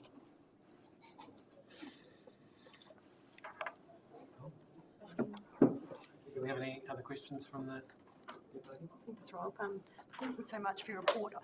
We're talking about WasteNet and air recycling, and a lot of our leads goes to AB9. But rubbish, I did a project a couple of years ago with the rubbish on the roads of Southland. And I know that I had another councillor discuss the same thing. How do we, to our communities, the dumping of rubbish, is it something that WasteNet can work on a program to ensure that Southland is clean and beautiful, because it's actually one of the worst roading rubbish dumping sites in river areas in New Zealand? Yeah, and it's in the grey area of where the responsibility lies, and it's something for us to think a bit about in terms of the impact on the environment. Dumping of waste, no matter what it is a regional, a district council enforcement issue. I do wonder, and it was the next thing on my list, that many regions and districts have bylaws relating to waste. Now, Southland and Invercargill used to have a bylaw. They both lapsed in about 2018. And I see it as desirable to bring bylaws back in for each of the councils. If we can have a regional bylaw, it would be great, so we've got the same all across. Or we have a base that is the same across all of the districts with bespoke provisions in it. And I see as part of that process is the time to have the discussion. Education is not effective when it comes, or totally effective. There needs to be an enforcement mechanism as well and a willingness to use it. It comes down to capacity as well, doesn't it? Yes, yes. So, you know, in terms of resourcing of WasteNet moving forward, what is the role of the staff that are at WasteNet? And if there is people in each of the councils, is there an opportunity through them being there for that to be looked at as part of their role? I think one of the benefits of having it as a shared service is we've got shared problems, like it's not unique to each of the areas, so we can actually combine the thoughts and the resources around addressing some of those. Yeah, and I'll highlight as well in terms of contamination of recycling in your bins. The work that has been done recently shows that contamination of recycling bins is a significant issue. Within the Invercargill city area, it's roughly 10% of the recycling is contaminated. In the Southland district area, it's 19%. So there's something there that WasteNet needs to be focusing on in terms of education. We've got the duck shooting season coming up. There are always problems with duck waste being put into recycling, and the work that Invercargill City has been doing recently highlights an ongoing problem of dirty nappies in the recycling. So we've got some horrendously bad practice out there. Are people not actually thinking about what they're doing, and that's our role to make sure that the education's out there, or is it just the most convenient thing to put it in? So, you know, you can shake your head, and I did, just in terms of some of the stuff that's showing up, as well as sharps and other things. So, yeah, we've got issues over the sorting of the recycling and associated with that. And also in terms of the standardisation now that's come through from central government of actually knowing what can go in the bins, because all that's changed, and there's quite an education piece in that. Even found myself getting educated as to what can and can't go in now, but it's... And some of the publicity of stuff that has come out from WasteNet has been very useful, and I wasn't aware that you don't leave the tops on top of your glass bottles. You need to take them off before they're putting into glass recycling, for example. So, you know, simple things like that we can all do. So I don't know if you've got a view as to whether you see it desirable to have a regional bylaw, or one that will come back and talk a little bit more to you at a later date. It's just in the same way you have regional plans with the same rules everywhere. I had my sister come down from Auckland, and the amount that she was putting into my recycling bin, we don't make provision for that down here. Everyone has different rules, and it'd be nice if we just have one set. And what government's doing and standardising recycling is really helping. So I don't know if you want to give me any feedback on the bylaw issue. Thanks very much for your time today. Personally, I think, you know, taking a regional approach is obvious because it is a shared responsibility, and it's quite a big undertaking, and it's highly, you know, it's incredibly expensive, and we seem to always have ongoing issues and problems around trying to make it better. You know, I take on board what you say with regards to saying, well, you know, there needs to probably be a better level of enforcement to a degree, but there also needs to be a better level of maybe incentivisation or problem solving. So I've got two questions for you. The first one is, there are areas of our district which come under significant waste pressure because of their locations, you know, from maybe a main highway network or a tourism network, or, you know, where public toilets are located. And so, you know, some people would say, well, well, the obvious thing is to put more rubbish bins in, but that just means more rubbish, right? Or we need bigger bins. So my question to you is, what sort of initiatives does WasteNet have in order to be able to look at some form of problem solving around that? Is it an educational one? Is it an enforcement one? Is it a combination of the two? Part of the issue that you flag really relates to the size and dispersed nature of your district, and it has some inherent challenges from that, and waste is one of them. You're the body responsible for the collection of waste, but at the same time, WasteNet has a responsibility to help with the education side of it as well. And no doubt you have the experience of your bins that are in isolated areas are used as a deep dumping ground for all the waste that people have been carrying around for the last days. So there's no easy answer to it that can't be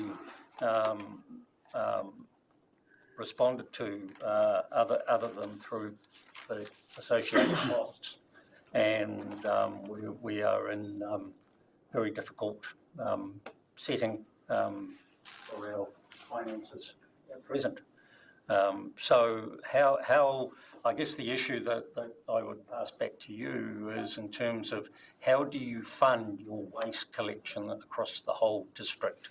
And in the same way that this council has worked through issues associated with even the provision of toilets in some of the isolated areas, is there a fair and equitable way for that to happen, either at a district or a regional level, that actually will give us a better outcome? Sorry, conscious of time. Did you have another question? Or Oh, no. Derek waiting there as well. No, Derek, you crack into it. Cool, thanks. Just got 5 more minutes, so. Yeah, go ahead, sorry, Derek, not go away. Sorry. What work's been done on technology? I mean, surely in today's day and age, there's better ways than burying it in the ground. And is it something that the regional climate change group should be looking at as to, better ways of doing things? I think the regional climate change group may have looked at what's happening elsewhere. I can't recall whether it's that group. But there has certainly been talk that I've been present at with regard to a large-scale incineration project. The problem is that the scale of which we operate south of the Waitaki River is not big enough to actually make it viable. And if you're not processing it that way, what other options are there to putting it in the ground? The key one is waste from source. How many of you go into a shop and buy something in a cardboard box and then say to the shop person, I don't need this cardboard box, I will leave it with you? Which when I bought a TV and that they were rather surprised that I would take it home leaving everything behind. But until we actually start putting a bit of pressure on the source of some of our waste, that'll continue to add on. And even the nature of what you get, there's that plasticky white stuff that you have around so many goods. What happened to the good old days of just having more cardboard or other degradable things and with your wrapping? So I see us as WasteNet also having a responsibility of advocating some things to government, and we will be doing that in terms of some of the regulations that apply that may require us to go to another bin system by 2030 for the material from kitchens and the rest of it. I guess in terms of what you raised, Derek, is the fact that the challenge we've got with everything with that economy of scale, and one of the benefits of WasteNet is it provides us with a bit more of an economy of scale rather than us trying to work as a district with 30,000 ratepayers. We're actually working as a region with 100,000 ratepayers, so that gives us a bit more strength and still doesn't give us the numbers to do a big scale incineration system, but does give us a lot more depth. I guess my question there, Rob, is there's a lot of these wood-fired boilers and burners going in. I can use the Clifton Limeworks as an example. Is there some way that's some of the rubbish could be blended in with that? Is that side of it been looked in? Because there's a lot of those wood boilers around the countryside now that perhaps they could burn rubbish in there as well. I don't know if that's an option or not, but it's something worth looking at. No, it definitely is. Oh, could I just make one more comment? I know you want to crack on, but I want to go back to that sort of that problem solving, that incentivisation thing. I'm not sure if you're aware or not, but I heard a really interesting interview recently on an initiative that the Central Otago District Council look like they're adopting, and it is around their sort of their primary production around their fruit growing area, and I believe that there are a couple of farms, sort of worm farms, industrial commercial sized worm farms, and they take a lot of that waste, that fruit waste, that I believe they take quite a lot of waste from the Queenstown area, Cromwell, and they're putting it into these commercially sized worm farms and then going back to those orchards again as a high grade, compostable material. Is there some kind of, maybe could Southland look at that based on the fact that we're a primary industry, that we produce quite a lot of waste and that it could be recycled back into our system?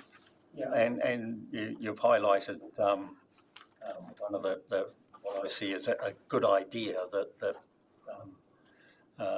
we need to be thinking outside the square a lot more than what we are. Go back to scale though, things centred on Invercargill seem to be able to work a lot better than elsewhere, but just because of the size of the region that we're dealing with. I think having a dedicated resource in Fiona there to actually be able to explore that, we've got a dedicated staff member that can look at those sorts of options is hugely beneficial too. I'll take the final question from Paul. Thank you. I notice you have quite a list of advantages of a CCO versus the disadvantages, but I know that you favour not having a CCO, which I understand. But I'm just wondering if your current structure could be adapted to some of those advantages that apply to a CCO could sort of be weaved into them somehow. Excellent idea, and something that I'm more than willing to have a look at. I hadn't thought of it. Thank you. Thanks, Paul. And I acknowledge Paul. I think Paul has been in Southland County and other meetings I've attended over the last 30 odd years. We look a bit different, Keith. Just quickly, Matt, I just had a question of curiosity. It was reported last September that, subject to a council approval, the current contractor of curbside was changing ownership. Has that gone ahead? Has there been any implications from that? Yes, it has, and seems to be operating as efficiently as previously. We've had nothing reported through to us at our meetings to indicate otherwise. The council approval was obviously, I imagine. No, it was done through WasteNet, but yeah. It was done, didn't it? Cheers. So thank you for the opportunity of being here today. I would like to come back and later in the year and provide an opportunity and to give you an update on the things that we're working on. WasteNet, like most joint committees, is going to succeed by having interaction like this on a regular basis. So some of the things that have come out, thank you for your feedback, and I see it as a very worthwhile exercise. Thank you. Thank you, and I acknowledge the good work that you're doing as chair as well, and getting in front of these councils is a good step for moving forward, I think, too. Thank you. Yes. Can I be able to email through to these guys? Okay, thank you very much for that. I'll now take us to item 7.8.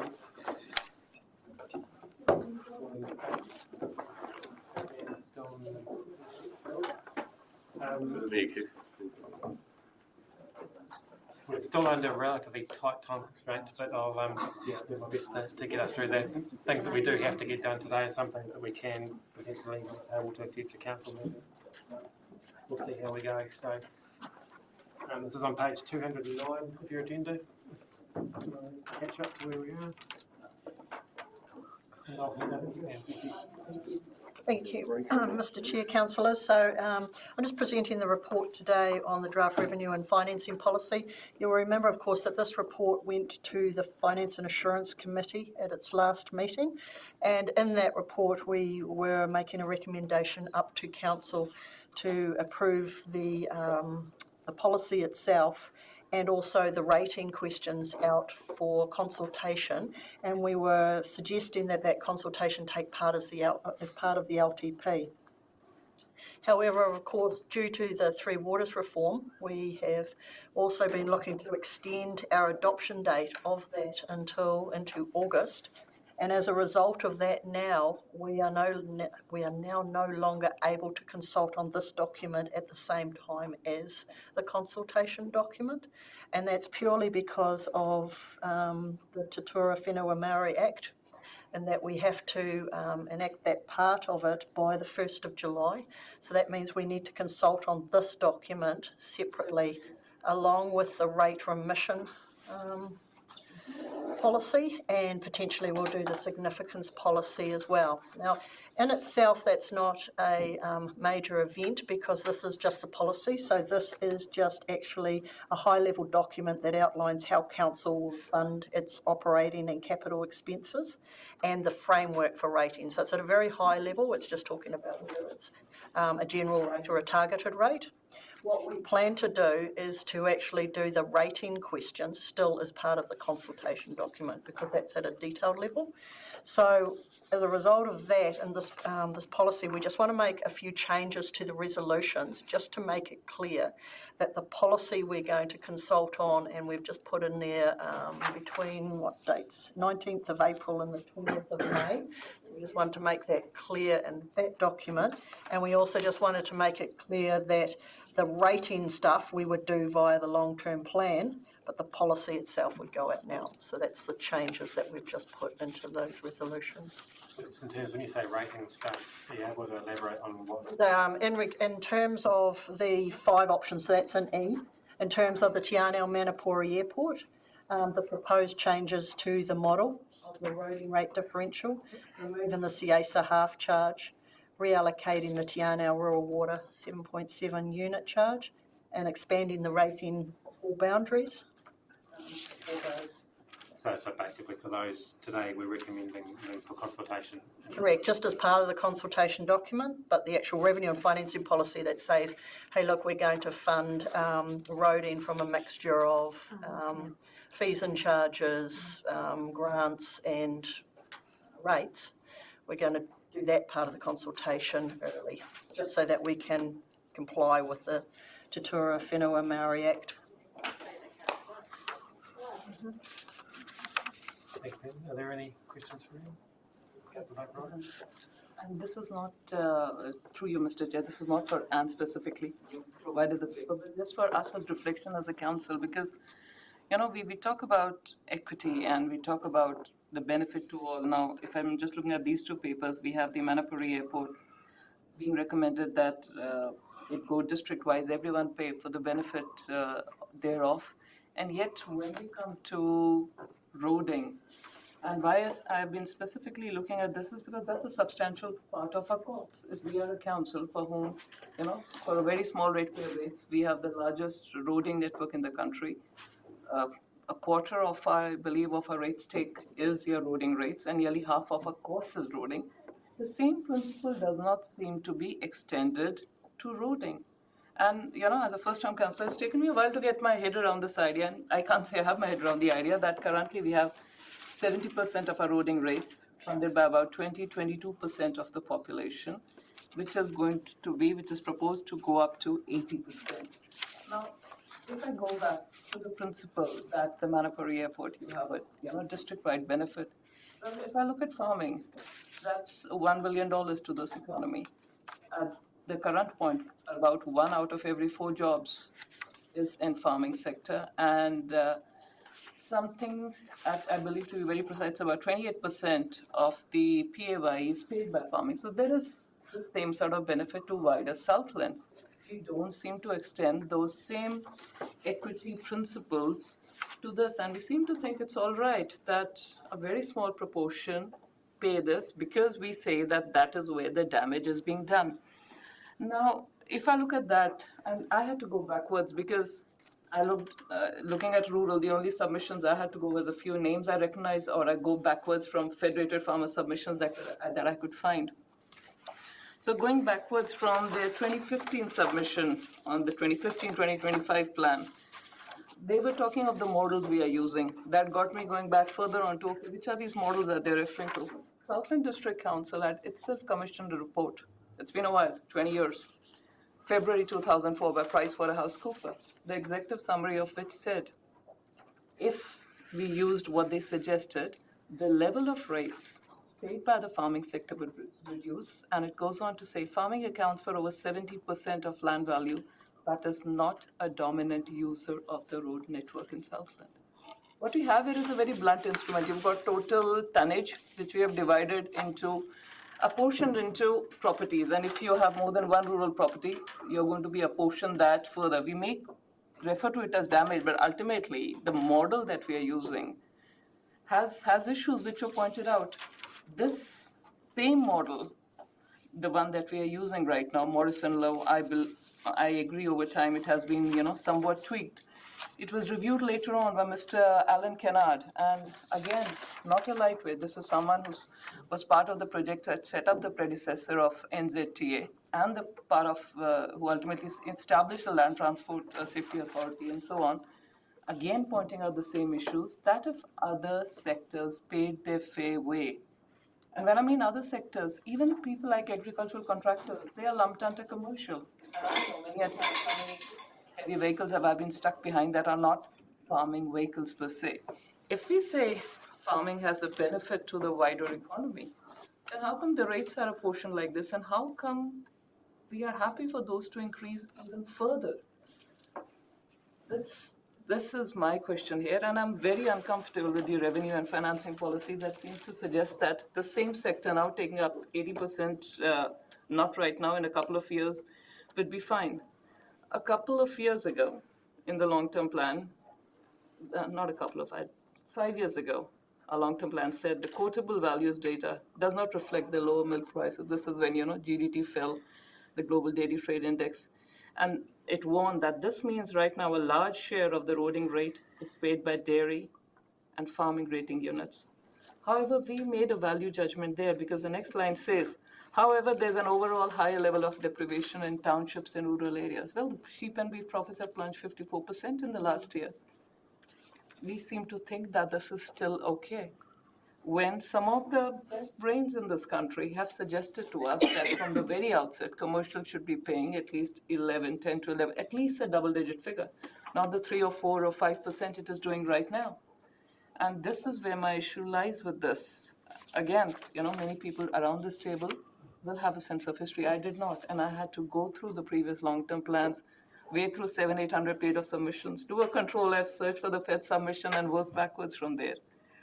For me, this is unconscionable in the way this is right now.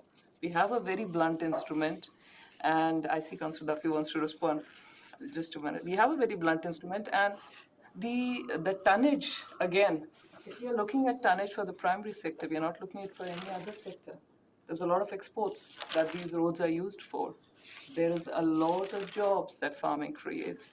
There's a lot of value that comes in. My question is still the same. When we put one particular resource for district-wide saying the benefits flow on, how come the same argument is not used here? Councillor Duffy. Just a comment on that. So the mention of that Pricewaterhouse report, and we actually implemented our eroding rate based on that for 1 year, perhaps longer. But it threw out so many anomalies, and I remember there was a boat shed on Stewart Island paying a $6,000 eroding rate as a result of that. But importantly also, it was putting the tonnages onto commercial, industrial, and a big part of them were not actually in our district, so we weren't actually able to capture them. And so the Morrison Low put those tonnages onto the actual farmers in this case, who were the, for the tonnages their enterprise generated. The problem is, if we, just to use an example, if we had stuck with that, stuck with the PWG system, we'd have had Fonterra and Edendale paying roading rate, the one open country down at River paying nothing, and the same with the one in Gore, and the same goes to freezing works, the same goes to the phosphate suppliers. It's across the board. So this was actually the fairest way to capture the rating we needed to rectify the huge damage done by heavy trucks. And I know in our own case, back then, we were probably paying for our farm about $10,000 a year roading rate. And when I looked at a tanker coming in every day and taking away, in those days, about 16 tonne of milk, plus all the other inputs that were happening, I think that amount of money was actually justified. If I'm responsible, Councillor Duffy is perfectly justified to think that is, he's happy paying that. And I should add, just in case anyone thinks there's a conflict of interest, I do not pay these rates. Just the way the sort of business and model my husband and I operate. But to me, that's an anomaly. We are happily saying 80% of the rates you pay, despite the fact that the wider economy, we had Great South come here and tell us how, if the rural farming sector is being decimated by carbon forestry, what sort of flow-on impact it would have on the rest of Southland. So for me, that's an anomaly. Saying that 80% of the rate can now be paid by 2021, I can't think of a better anomaly than that. The fact either there should have been something in the uniform annual general rate that increases by a certain amount, because right now, as I see it, this is one sector, a small one, which already has massive flow-on effects, subsidizing what for us as a council is a big part of the cost. And as time goes on, a 27% increase in this year, it is not going to get any easier. And if 5 years ago now, we thought that, there's a higher level of deprivation, and despite the GTT not reflecting QV, we can continue. It is going to be the same way further on. We need to have a look at this model the way I see it. We are not being consistent. In some things, we think the flow-on effect is fine on everyone. Let the whole district pay. In others, we choose to make a stand that no, this is our judgment call, and this will not be paying. I think if we look at, in terms of, and we've had some workshops here where we've looked at the levers that you pull, and we've heard time and time again, and I don't think anyone's arguing that it's a completely blunt instrument that we've got, and it's our only ability to raise revenue, or our key ability to raise the revenue from that. And I think it's important that we don't throw out the past work that's been done to kind of get to this model now where we've tried to sharpen up the instrument as much as possible to get it fair. And I think if we look at the levers that we saw in some of those workshops where you adjust those figures from that commercial farming rate and what that does to the residential side, and that huge impact that will actually have on a residential household, and then the counter argument that you'll get back from someone who just drives a 1.3 litre car on the road and doesn't do much damage, but their rates have gone up double digits. Perhaps in that actually might just, Mr. Chair, might just give us a great reason to ask the government for more of a share of the taxes back. That's what I was coming to. The sector subsidizing the other. If the others pay their fair rate, it might just be a great reason, great justification to get more of a share of the... That's the exact point I was going to come to. I think in terms of the amount of work that's been done in the past to get this model as fair as possible, the one part that everyone can agree on that isn't fair is that bar rate and everything like that. And I think that's where we need to be pushing for on behalf of all of our ratepayers, so that we're not robbing Peter to pay Paul. In a normal inflationary environment where things are all, of course inflation goes on, but we're not seeing this sort of massive double-digit rises, it would have been acceptable. If we were, say, Auckland, and you had 1.7 million supporting this, but now the fact that the rating instrument is blunt, the rate rises are huge, and you have a very small proportion funding the big amount, the inequity, much as I hate to use that word, gets magnified many-fold. The same argument applies to Three Waters and everything too. Like and to Bruce Robertson's comment at a previous finance insurance meeting, we've actually got a funding problem across the whole remit of what we actually offer, and I think that's the part that we need to address almost through local government's role and how we where we sit on that scale of taxation versus. But as a council, we need to be doing more work on this, because for us, roading is such a huge part of. We need to be fine-tuning this far more to say a sector that's already in the doldrums, which more than amply has flow-on effects for the wider Southland economy, pay 80% in the next 2 years. just does not sit right with me by any stretch of imagination. And, I have gone on, and again, I would definitely not have the same level of understanding that Councillor Duffy has, but going back through the 12 to 15 odd years of work that I found, we have got more and more, entrenched into this model that we've been using. I had mentioned it previously, we have the same economist we've been using for 14 years. We've been just digging more and more into this. If we were looking at something else, shouldn't this equity have somehow been rectified instead of veering more towards, 80s? Shouldn't it have come down to 60s or something? And that's, yeah. One of the sorry, I beg your pardon. One of the offset issues around what we're talking about here with regards to the realisation that the roading network is key, that we have a small ratepayer base, we are primary producers, in terms of the amount of GDP to debt ratio that the flow on goes to central government, and the disproportionate amount of revenue that we receive. Yep. One of the other issues that sort of encompasses what you're talking about will be our carbon liabilities, and some of that's going to be quite a big thing, which is inherently linked to our primary production. So I guess we've got to be cognizant of the fact that that's potentially a double hit. So that I'm afraid I completely disagree. You know my views about carbon. I'm very happy to expand, but I appreciate that Anne is not here for that. All I'll say is that from my perspective, I think it's a very real and present and market-driven force that we should not ignore. Farmers are already paying for that in terms of different regulation. The fact remains that as a council, we've made a value judgment, which in our long-term plan stated that there's an overall higher level of deprivation in township than in rural areas. Means when this model was disregarded 20 years ago, carbon was not even in the reckoning at that point.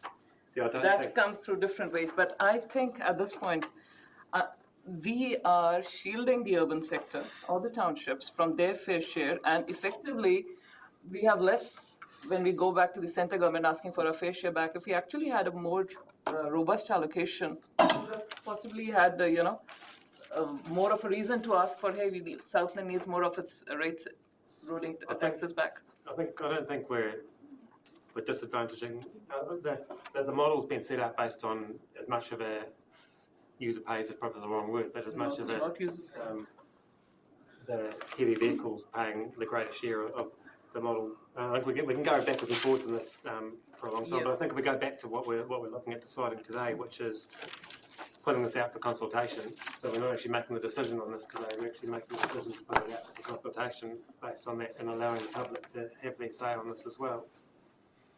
Through you, Mr. Chair, also, I think the thing is that the model is an attempt to consider the benefactor, the exacerbator, and the impact that that's having on our communities. And you've got the model that potentially may not be perfect anymore, and you've got a lot of new councillors sitting around the table. So I think we discussed at the Finance and Assurance Committee that maybe it is time, moving into our next LTP, to revisit the model and make sure that that's where we're comfortable with, and to look at all the factors again. But for the sake of this one, we just need to, I think, continue with what we've got, because it is something. A big piece of work to actually. Yeah. And we've been through robust discussions on it today. So Councillor Duffy, Councillor Radenclaw and Councillor Wilson. I was just going to point out that we have actually reviewed it with an independent, Anthony Byatt, when he came down, went through the whole thing in a review, and ended up basically with the same as what we had. And I think part of this going out for consultation will give us good feedback as well from the public to inform how far we go with that review as well. I'd like to make a comment. Thank you, Rob.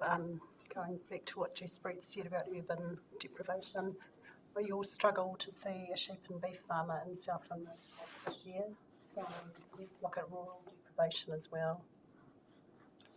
Where prices have gone with stock, beef, yeah, the industry is looking dire.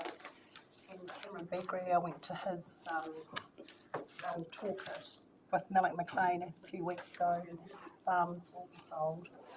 So we need to be looking forward to having a look at how things are done. Councillor Wilson? I'm so new to this that it's hard to pretend I know what I'm talking about. but with all the workshops we sat in on, I get that this is where we're at. It's a blunt instrument, it's not perfect. I agree with Just Break that it's not reaching those equitable outcomes.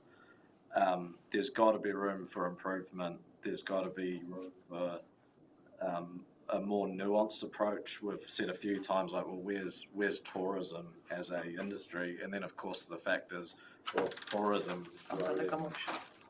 effects on roads is coming from outside of the district anyway, so it wouldn't do anything. State highways as well. So to me, the word is it's time for overhaul. And does the overhaul? How would this blunt instrument look equitable if it was a more regional approach on an economy of scale?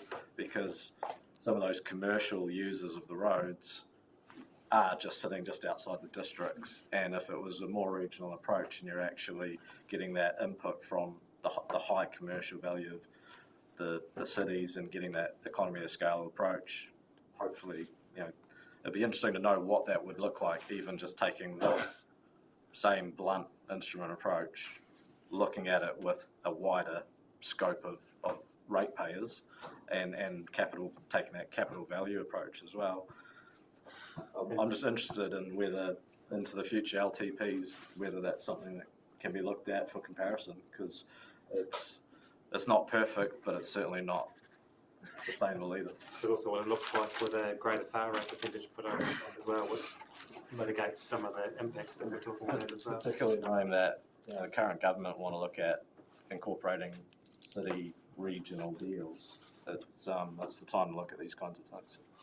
But it's too late, really, with how far we are in this process. But so we've got the motion in front of us, basically. I think the general discussion's been around that roading model. Are we comfortable with the other ones going out for consultation around the airport, the CSR and the rating adjustments there and the TNL rural supply unit charge? Are we all comfortable with those going? I mean, noting it's going up for consultation, so we're not actually making a decision today. Is there a general comfort around that? Is there also a comfort around that going up for consultation as well as it stands, noting that the final decision will be made later on as well? Also noting that once something is in the LTP, not a lot changes. Well, it can change and it's support of the consultation. So noting that, and we've got A through to C, which are our standard ones as well. D, which are approving the draft revenue and financing policy as attached. So that's what Anne was talking about at the start. So we're approving the non-rating parts separately, and then bringing the rating parts to the consultation with the long-term plan, just two separate consultation processes. So noting all of that. So up there on the screen shows you the addition to E. There's a long-term plan consultation process, and So do we do this separately, Fiona? Yeah, we can do it. Yeah, because like D approves of it, that is. Well, D's approving the other half of it, so not Yeah. Okay. The addition to E, and there is the addition to G, which puts in the time and dates of the consultation. So I'll put, no, I was going to say, I'll put A through to D as one separate piece. Addition to D. Sorry. Just get a move in a second to the whole shebang and take the votes individually, take each clause. So who's moving? Anyone happy to move? Councillor Duffy, Councillor O'Brien happy to second. I'll put the motion. All those in favour, please say aye. No, sorry. No, you've got the motion on the table now, so you can put A to C. Sorry, I'll get what you're doing now. Yeah. Yes, I've caught up. Okay, so A through to C. All those in favour, please say aye. Aye. Anyone against? Carried. D. All those in favour, please say aye. Aye. So D is approving the draft revenue and financing policy as attached, subject to amendments agreed at this Can we meeting. get Councillor Chamberlain back? Are you online, Councillor Chamberlain?